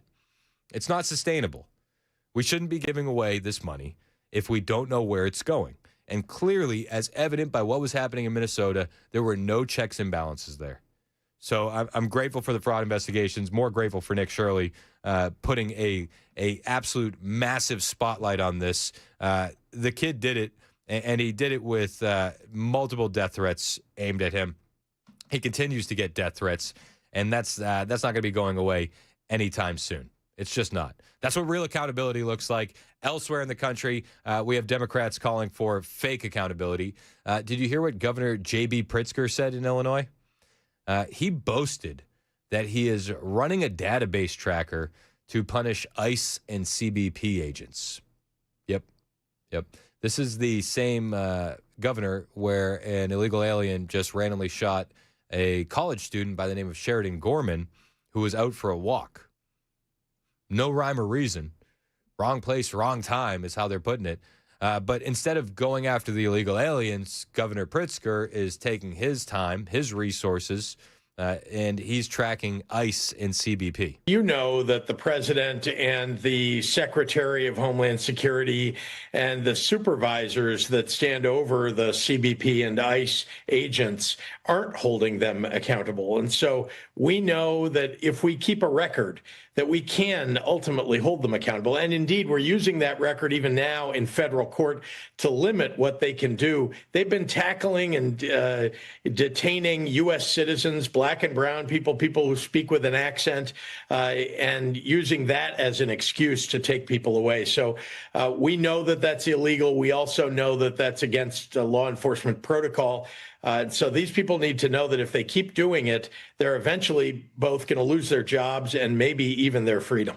Yeah, citation needed on all the claims that J.B. Pritzker just had there. And for a second, could you imagine if he brought this same energy for accountability to the illegal aliens that are murdering his citizens or the fraud that's happening in his state? Could you imagine if any Democrat brought that same energy, what this country would look like? It'd be a hell of a lot better than it is right now. You can take that to the bank. It's 11:20. This is Super Talk 99.7 WTN.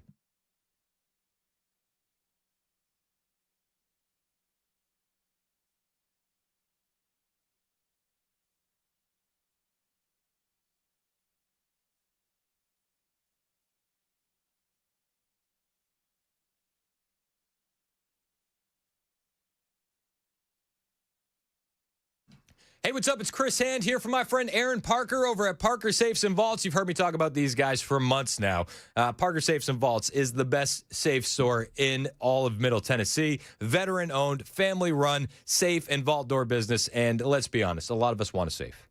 But we've been putting it off because we got to figure out which one to buy, where to put it, how to get it installed. It's a lot of questions. Well, Parker's is going to help you with all of that. For starters, you can jump on their YouTube page, search Parker Safes on YouTube, and find a detailed video review of every safe they have in stock. From there, Aaron and his sons will help you figure out which one really is the best for your needs and your budget with personal advice. They'll give you all advice on the best place to put it, they'll deliver it, and they'll carefully install it themselves discreetly and professionally. Now, Aaron told me that they have a ton of great deals going on right now with plenty of safes in stock and ready to go. Not big box store cabinets built for marketing that can be tipped over or pried open by a teenager. No.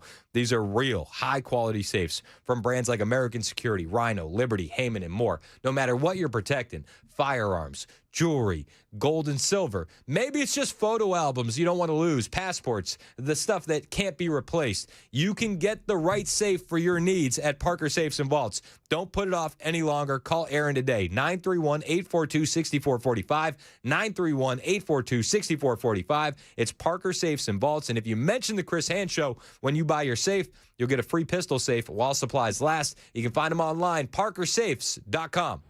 Hey, what's up, guys? It's Matt Murphy with Super Talk 99.7 WTN, and this morning we are out and about at my house, my brand new house that I've been talking about on the radio, with Nate from USS. What's up, brother? How are you? I'm excellent. How about you? I'm doing well. Good. We invited Nate out. Now, obviously, when you're a new homeowner, especially when you buy a house that's got a few years on it, you don't know what you're dealing with in terms of foundation. And I know that Nate knows a lot more about what I don't see and what I don't know about than I do. So bring the experts out and get them to check out your house.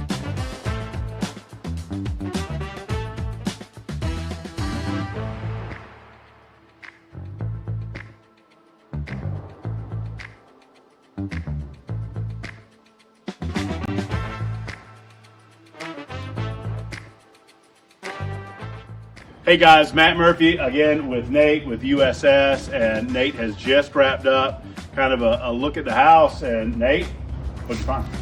Well, your house is in pretty good shape for the age of it. I had to look pretty hard to find it. Okay. Your house being on a slope like it is here, I think we could do a lot of good by trying to terminate your downspouts a little further from the house there. Okay. Roof water is the killer of foundations, and so if we can just get it to a positive grade to drain away from your house, I think that's real cheap insurance. You want to kind of get it out and downhill. That's right. Yeah. That's So the idea. make sure that it doesn't come right back down towards the foundation walls, causing issues, settlement, or leakage. Now, if folks are watching this video and they are like, we need to get Nate out to the house to do a look. I mean, it took, I watched you do it. It's, what, 30, 45 minutes, something like that. Yeah. To do a comprehensive kind of an examination around the house. And they just give you a call and schedule? Yeah, absolutely. You can call our main phone number, or you can call reach USSTN.com and schedule right through the website there.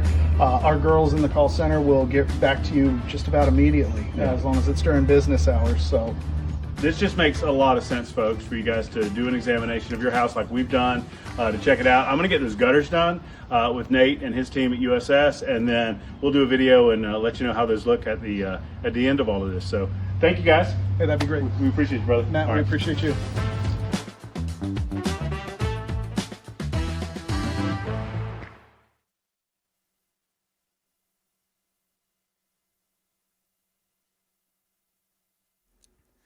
All right, drivers through Millersville, we are still seeing the right lane blocked 65 northbound past Louisville Highway, where there was a semi that caught fire this morning.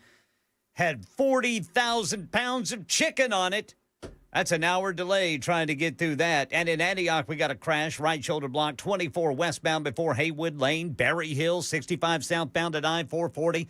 Tornadoes taking a toll on America. We'll see if they did it here in Middle Tennessee over the past 2 days, coming up at 11:30 on Super Talk 99.7 WTN. Was it chickens or chicken? Chicken. 40,000 pounds of chicken. Was it ruined, or was it able to be eaten? Some of it was probably cooked well done. I bet you it smelled great if you were stuck in that traffic. If I was a firefighter, I'd have a bottle of sauce. You'd be the sauciest firefighter ever, known to man. Yes, Ken sir. Weaver. I think in an alternate timeline, you might have been a firefighter. Especially when it involves burnt food. Ken Weaver's in the newsroom. Headlines on the way in less than 4 minutes. We were talking about fraud in Minnesota, the raids happening yesterday. But I think one of the undersold parts of this story is if these communities and these individuals are willing to commit fraud on this scale when it comes to taxpayer money and they look the other way, well, what's stopping them from committing voter fraud? And that's been a big topic of conversation. We need to get the Save America Act passed in this country, and for many, many reasons. I saw a story come across my desk yesterday. It was wild. Roughly 34,000 deceased people were discovered to still be on voter rolls in North Carolina. The North Carolina State Board of Elections has announced. So you've asked all 50 states to look at the voter rolls, and I think it's a worthy endeavor. No one wants illegal immigrants voting. Everyone wants dead people off the rolls. Yep. Some states have worked with you. Other states have not. Can you tell me about that effort and where it stands today? Sure. We've gotten voluntary compliance or settlements with about a third of the states, and we've run about 60 million plus records. And in that regard, we've already found 350,000 dead people on the voter rolls, and those are in the states that are voluntarily complying with us. And we've referred about 25,000 people with no citizenship records in those. I mean, it's insane, right? So 25,000 people with no citizenship records, 350,000 dead voters. And I think it's important to point out that while there's 300-something million people in this country, not all of them are voting, but thousands of people can sway an election because these elections come down to counties. They don't really necessarily come down to states in particular. Like a county like Maricopa in the state of Arizona can absolutely sway an election one way or the other in that state, and then that state goes to the left or it goes to the right. The North Carolina State Board of Elections is one of those states that is voluntarily giving up the data. The states that don't, I think that's a huge red flag that needs to be addressed before the midterms. But the North Carolina State Board of Elections found thousands of dead individuals during its ongoing effort to verify voters' United States citizenship. This is according to Breitbart and ABC 11 News. In a statement, Sam Hayes, who serves as the executive director for North Carolina State Board of Elections, expressed that the number was higher than they had anticipated. He said, while we expected to find some cases, this is higher than we anticipated. He said in the statement, the benefit of entering into cross-state and federal database checks is that it allows us to uncover issues just like this. Our goal is to use every available and legal tool at our disposal to achieve the most accurate voter rolls possible. And while we're grateful that states like North Carolina are doing it, I think it does raise serious questions about states that are fighting against this. In a post on X, Representative Mark Harris, a Republican out of North Carolina, expressed that the more than 30,000 deceased people on the voter rolls was a failure and added that election integrity is non-negotiable. This is why we need to pass the Save America Act. He said, this isn't a mistake, it's a failure. Election integrity is non-negotiable. Fix it now, pass the Save America Act. The only reason the Save America Act hasn't been passed yet is because Republicans aren't fighting hard enough. We had Senator Marsha Blackburn on the show yesterday. She said that she's in favor of nuking the filibuster, but she wouldn't go as far to say that John Thune is doing a terrible job. I'll say it for her. John Thune is doing a terrible job. He's the rhino that we thought he was, and he's dragging his feet on the Save America Act. If they even get the Save America Act to the finish line, it's going to be too late in the game to even implement it in midterms. The Republicans are almost a worse enemy to us than the Democrats, because at least the Democrats tell us that they hate us. The Republicans just say, oh, gee whiz, we don't have enough time. By the way, are you coming to the dog show later? It's 11:30, Super Talk, 99.7 WTN.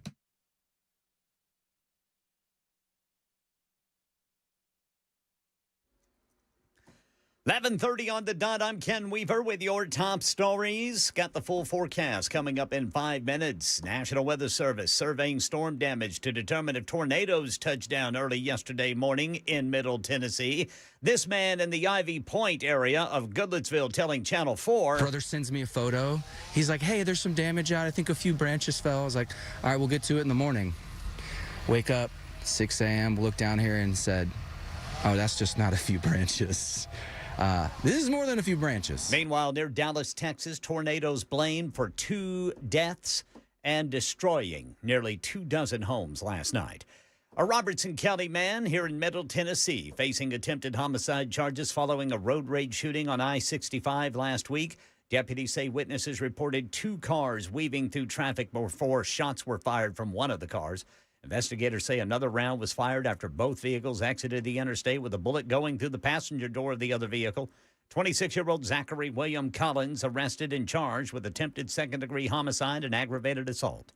And while talks between the U.S. and Iran remain stalled, President Trump continues to downplay the rise in oil and gas prices due to the war. ABC News White House correspondent Karen Travers. This is a big concern for Americans right now, and it is clearly a concern for the White House. We've heard the president say that this is only going to be higher prices for just a little while, but we just learned that the president yesterday met here at the White House with executives from oil and gas companies. The White House is downplaying this, saying that he does this regularly. It was a meeting that was convened by the Treasury Secretary, and he did take part in it, but it does indicate that this is something that is very critical for them right now, because they know that this is something that Americans are very worried about as we get closer and closer to those critical midterm elections. That's the latest news. Weather's next. I'm Ken Weaver, WTN News.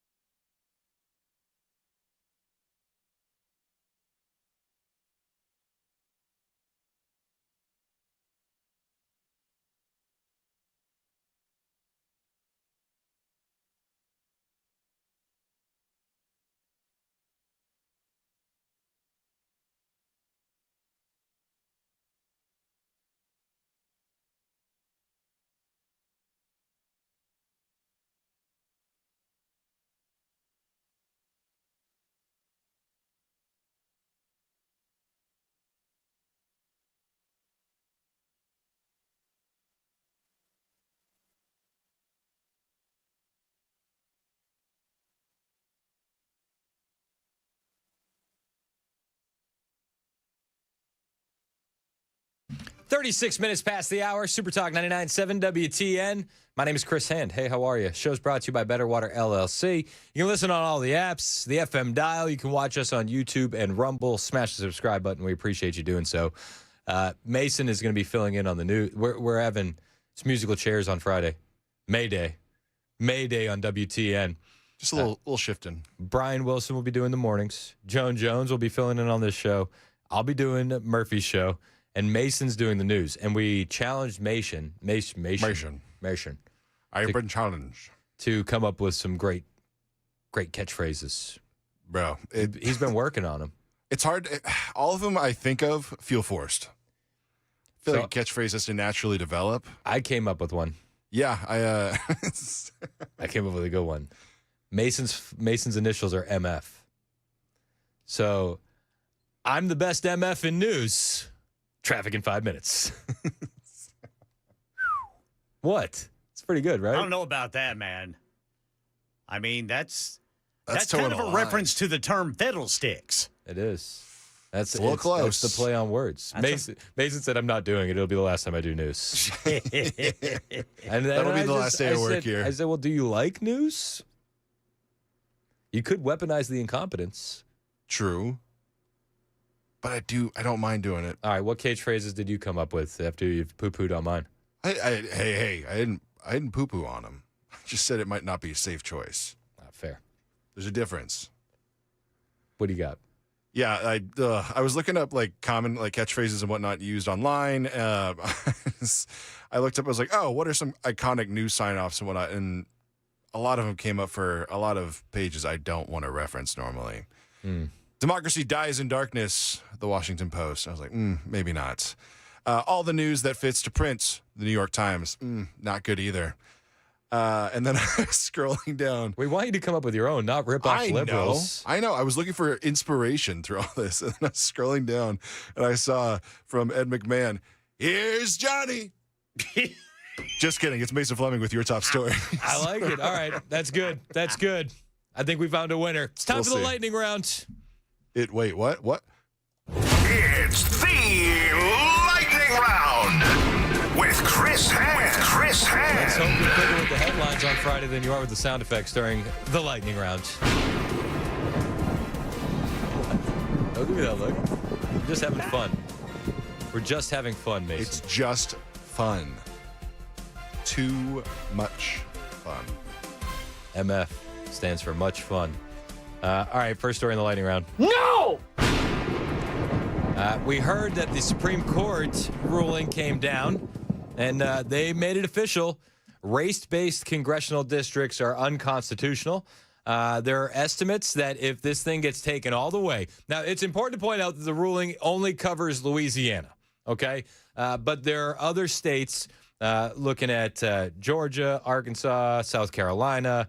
There's other states where this could have a massive impact, and it could mean that the Democrats are going to lose up to 19 seats in districts that were drawn specifically for black voters. Whoa. Now, there's a lot of ifs and buts, and if ifs and buts were candies and nuts, we'd all have a Merry Christmas. Do you know what I'm saying? But that's a catchphrase. Dude, you should use it in the news. So there's a lot of are you going to draw new maps? Southern states should start drawing new maps immediately. But I'm here for the panic that is setting in over at CNN. They think 19 seats could be at risk all throughout the South. The question will be the timing. Is this a 2028 play? Is this a 2026 play? There are some primaries here coming up, not until later in the cycle, August 6th. There's one in Tennessee. That's Steve Cohen's seat. That's a majority minority district. That's in August 6th. And the one Democratic seat there. The Jim Clyburn seat in South Carolina. That is the Democratic seat in South Carolina. That's a June 9th primary. Jamie, this shows you the ramifications long term for this ruling. You can almost hear the sweat forming on the brow of the entire Democrat Party. Absolutely. Just think about that number, 19 seats in play. And let's look at this politically. Laura, you talked about confusion going into this race. We're worried about voter suppression.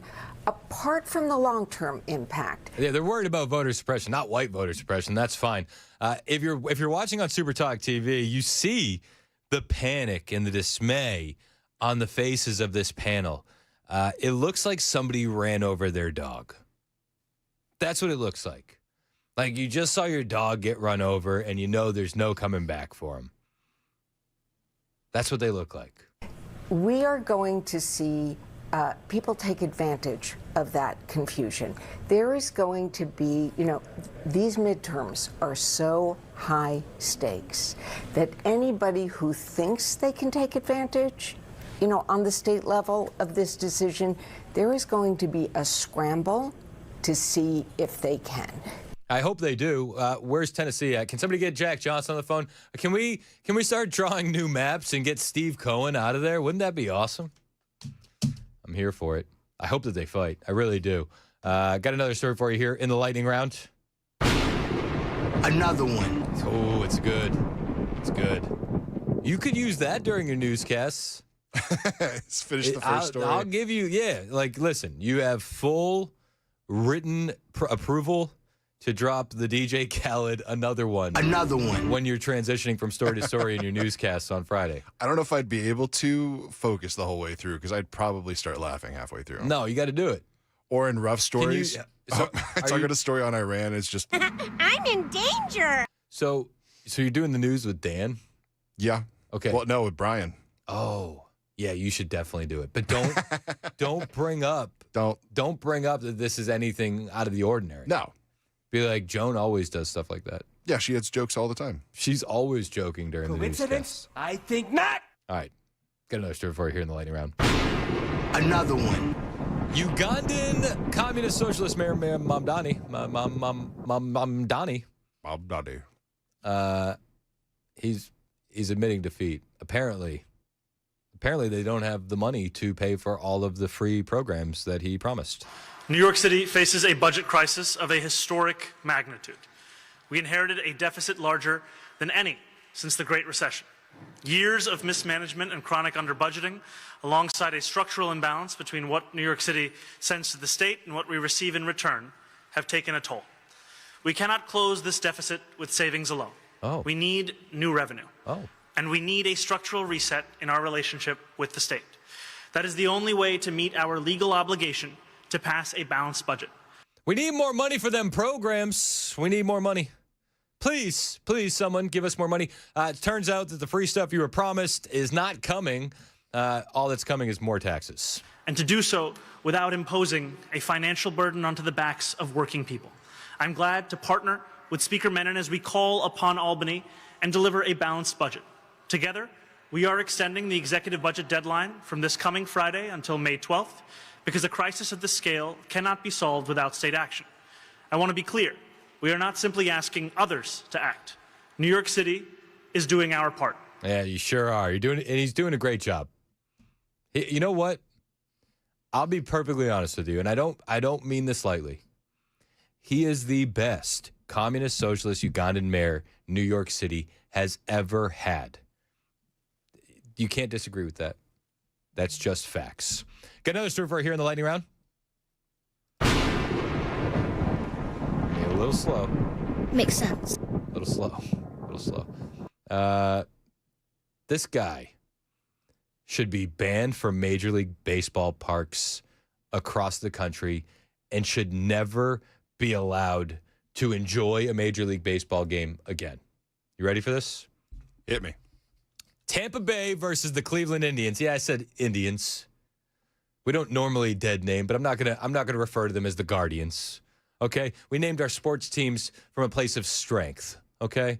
From a place of coolness. That's why they got named the Indians, and they also had Indian players. But, that's racist now, so it's the Guardians. I'm not gonna play those games. I won't dead name MS now, but I will dead name the Cleveland Indians. Is that fair? That's fair. Out of respect. It's out of respect. MSNBC. Okay. So this happened at a Cleveland Indians game versus the Tampa Bay Rays, and big home run got hit. Ready? You're going to hear the crack. Ooh. I mean, that thing goes yard. Now, if you're watching on Super Talk TV, his fourth home run of the year, and it's you'll see that the home run basically landed in the lap of a little girl. At which point, a 40-year-old man ran up. He's not going to steal. Yeah, that can't happen. And he stole the home run ball from like a 7-year-old girl. Dude, what are you doing? I mean, you can even hear the announcers. So like, he's not going to, is he going to do that? Is he going to do that? No, he's not going to steal that. Yeah, that can't happen. And then he celebrated like he won. Congrats, dude. You muscled a ball out of the hand of a little girl. Really fought for it. If I was the dad who is also wearing an Indians jersey, let the record show, that would have been fisticuffs. I probably would have started swinging. Oh, absolutely. Now, it gets a little better before it gets a little worse, before it gets better again, okay? Uh-oh. Well, when you see something wrong has occurred, it's nice to make up for it. And Ryan Bass making up for that Cleveland fan by going out making friends, and she deserves that baseball. So the team brought her a signed baseball. Let's go. I also think they should have brought a lifetime ban for that loser. For sure. Get him out. Throw him out into the cold. Don't give him their coat. No coat.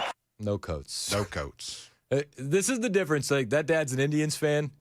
The other guy, he's a Guardians fan. Gross. The little girl was emotional after this and started crying. What a guy. What a guy. Look at that. She's good. Yeah, she's crying. She looks emotional. Yeah. With her sunglasses on. Mom giving a hug. What a sweet moment. Way to go, Ryan. That's phenomenal. Yes, it is. You know, they didn't show because we'd gone to break. The boy, who I imagine is her brother, had gone up to that fan. Yeah. And it looked like he was asking the fan, "Can we give that to my sister?" Reconsider? And yeah, you know what? It was an interaction that was uncomfortable to watch. It was. You felt embarrassed for the guy. And look, the brother's happy. He gets to hold the baseball, and she's overcome. And who can blame her? Sweet moment. If I was a little brother, I also would have thrown fisticuffs. Yeah, no, for sure. Just, especially with the height difference, the aiming for where you need to aim to take out a grown man, it's right there. Get out of town. That's what they should have done. The MLB should have a lifetime ban for that loser. Is that harsh? I don't think that's harsh. If you steal a ball from a little kid, lifetime ban. And possibly jail. I think that should be punishable by jail. Jail time. Right to jail. You right to jail. You stealing a ball from a little girl? Right to jail. You think you're tough? Right to jail. Right away. Seriously. Who says no to that? Obviously. Wow, it's been a minute since we heard that one. Yeah, I almost played it earlier when Dan was asking about who says obviously. She does. Obviously. She does. All right, I got another story. It ended good. A lot of people should have been throwing punches, but let's handle it in a peaceful, Christian loving kind of way. Yeah, we don't promote violence. All's well that ends well.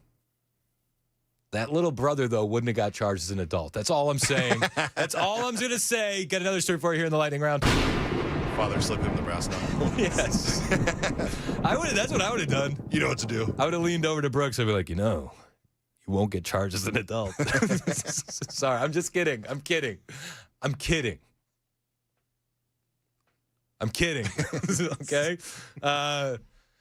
So this is the next story in the lightning round. This is wild, okay? Like, I don't normally say this is wild. This should be disqualifying. Byron Donalds is running for governor in Florida. And some footage just leaked out of a private event with Byron Donalds. During this private event, he is being introduced, and I'll let the audio speak for itself. You can see 4 people standing there. Byron Donalds is there as well. Tell me if it's just me or this feels really, really freaking slimy. Everybody here in the room, I hope you're investors in this company, okay? Because if you're investors, you're shareholders. If you're shareholders, you get to spend some time with the CEO, and you get to help steer the direction that this great state is going. Y'all, my friends, Byron Donalds. Did you hear that? Everybody in this room, I hope you're investors in Byron Donalds' company. Because if you're shareholders, you get time with the CEO. And if you get time with the CEO, you get to help steer the direction of Florida. Now, again, Byron didn't say it, but he's standing right there. And he didn't say, whoa, whoa, whoa, whoa, whoa, pump the brakes there, pal. I'm here for the people of Florida. I'm going to listen to the people of Florida. He just kind of nodded and smiled. Everybody here in the room, I hope you're investors in this company, okay? Because if you're investors, you're shareholders. If you're shareholders, you get to spend some time with the CEO and you get to help steer the direction that this great state is going. Y'all, my friends, buy our dollars. Not going to lie to you. I think that's one of the grossest things I've ever seen. And I don't think that should be the case. I think that the governor should be representing the people, not people that invested into his company, helping him steer the direction of Florida. That needs to be in every campaign ad for anyone that's running against Byron Donald, and I'm sure it's going to be. I don't have anything else that I can say against Byron Donald's, but that has to be one of the slimiest pieces of footage I've ever seen, ever. And I also would say he's probably not the only one that does stuff like that. He's probably not. But if somebody running for governor in Tennessee had something like that emerge, I'd say the exact same thing, whether it was Fritz, Rose, or Blackburn. That can't be happening. You cannot do that kind of stuff. It feels like pay for play. Feels like quid pro quo. That feels just yuck. And you know what? He's a conservative. He's been a great ally of the president. He's been great as a congressional representative. But we need to be just as critical of our own side. And that, my friends, feels so slimy. Byron needs to answer for that. You can't let this go unchecked. You're going to need to come out with a statement. We'll be paying attention to this story as it develops. It's 11:53. That does it for the lightning round on Super Talk 99.7 WTN.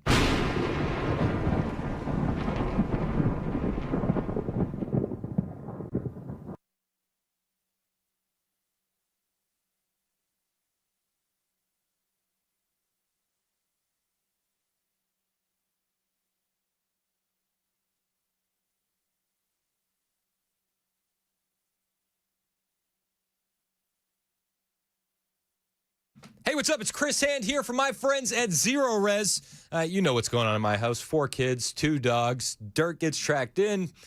Doesn't really get tracked out. It never actually works in reverse. The only time it gets tracked out is when we call our friends at Zero Res. We call them all the time. We love them. It's the Maha of carpet cleaning. They don't use harsh chemicals. They don't leave behind soap residue. What you get is the exclusive ZR water system, which is going to leave your carpets so fresh and so clean. And it's going to stay clean longer with no crunchy residue left behind. The ZR cleaning system is the Maha of carpet cleaning. I'm not the only one that swears by these guys. If you check the reviews, it's obvious that my family is not the only one impressed.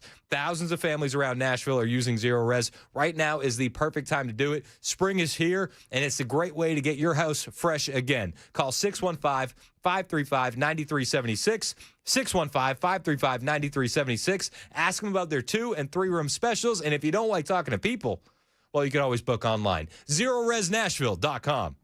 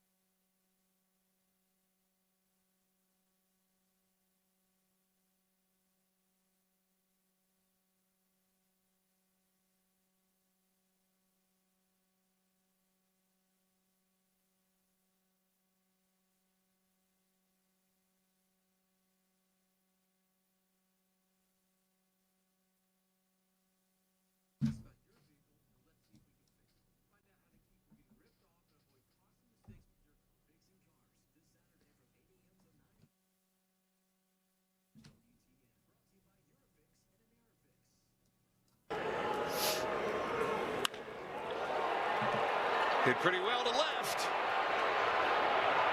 And gone. Daniel Schneemann. His 4th home run of the year, and it's the Guardians that score first. Indians. Oh, clank. No, he's not going to steal that. Yeah, that can't happen. Well, when you see something wrong has occurred, it's nice to make up for it. And Ryan Bass making up for that Cleveland fan by going out making friends, and she deserves that baseball. What a guy. What a guy. Look at that. She's good. Yeah, she's crying. She looks emotional. Yeah. With her sunglasses on. Mom giving a hug. What a sweet moment. Way to go, Ryan. That's phenomenal. Yes, it is. You know, they didn't show because we'd gone to break. The boy, who I imagine is her brother, had gone up to that fan. Yeah. And it looked like he was asking the fan, "Can we give that to my sister?" reconsider? And yeah, you know what? It was an interaction that was uncomfortable to watch. It was. You felt embarrassed for the guy. He should be banned from Major League Baseball for life. Yeah, that's kind of a If Pete Rose can be banned, that guy should be banned too. It's Super Talk 99.7 WTN. We need more bans for guys that ruin sports for little kids. Stop taking the little ball away from the kids if it's a foul ball or home run. We were talking, if it's Shohei Ohtani, it's his, 500 home run. Okay, I get it. There's some money in that, right? But it's a random home run on a random night. You're a hero when you give that ball to her. Now you're a zero to everybody. I mean, have you seen the viral videos, though, where, like, a little kid will catch the ball, and then he's got, like, some cute girls behind him in their 20s. He, like, leans over. He's like, here you go, doll. What do you think of those? You like balls? How about this one? That guy should be banned. Shouldn't he be banned? Absolutely. No more baseball for you. Sir, get out of here. And stop bringing your mitt to a game as if you're getting in. Yes. Grown men shouldn't bring mitts. No.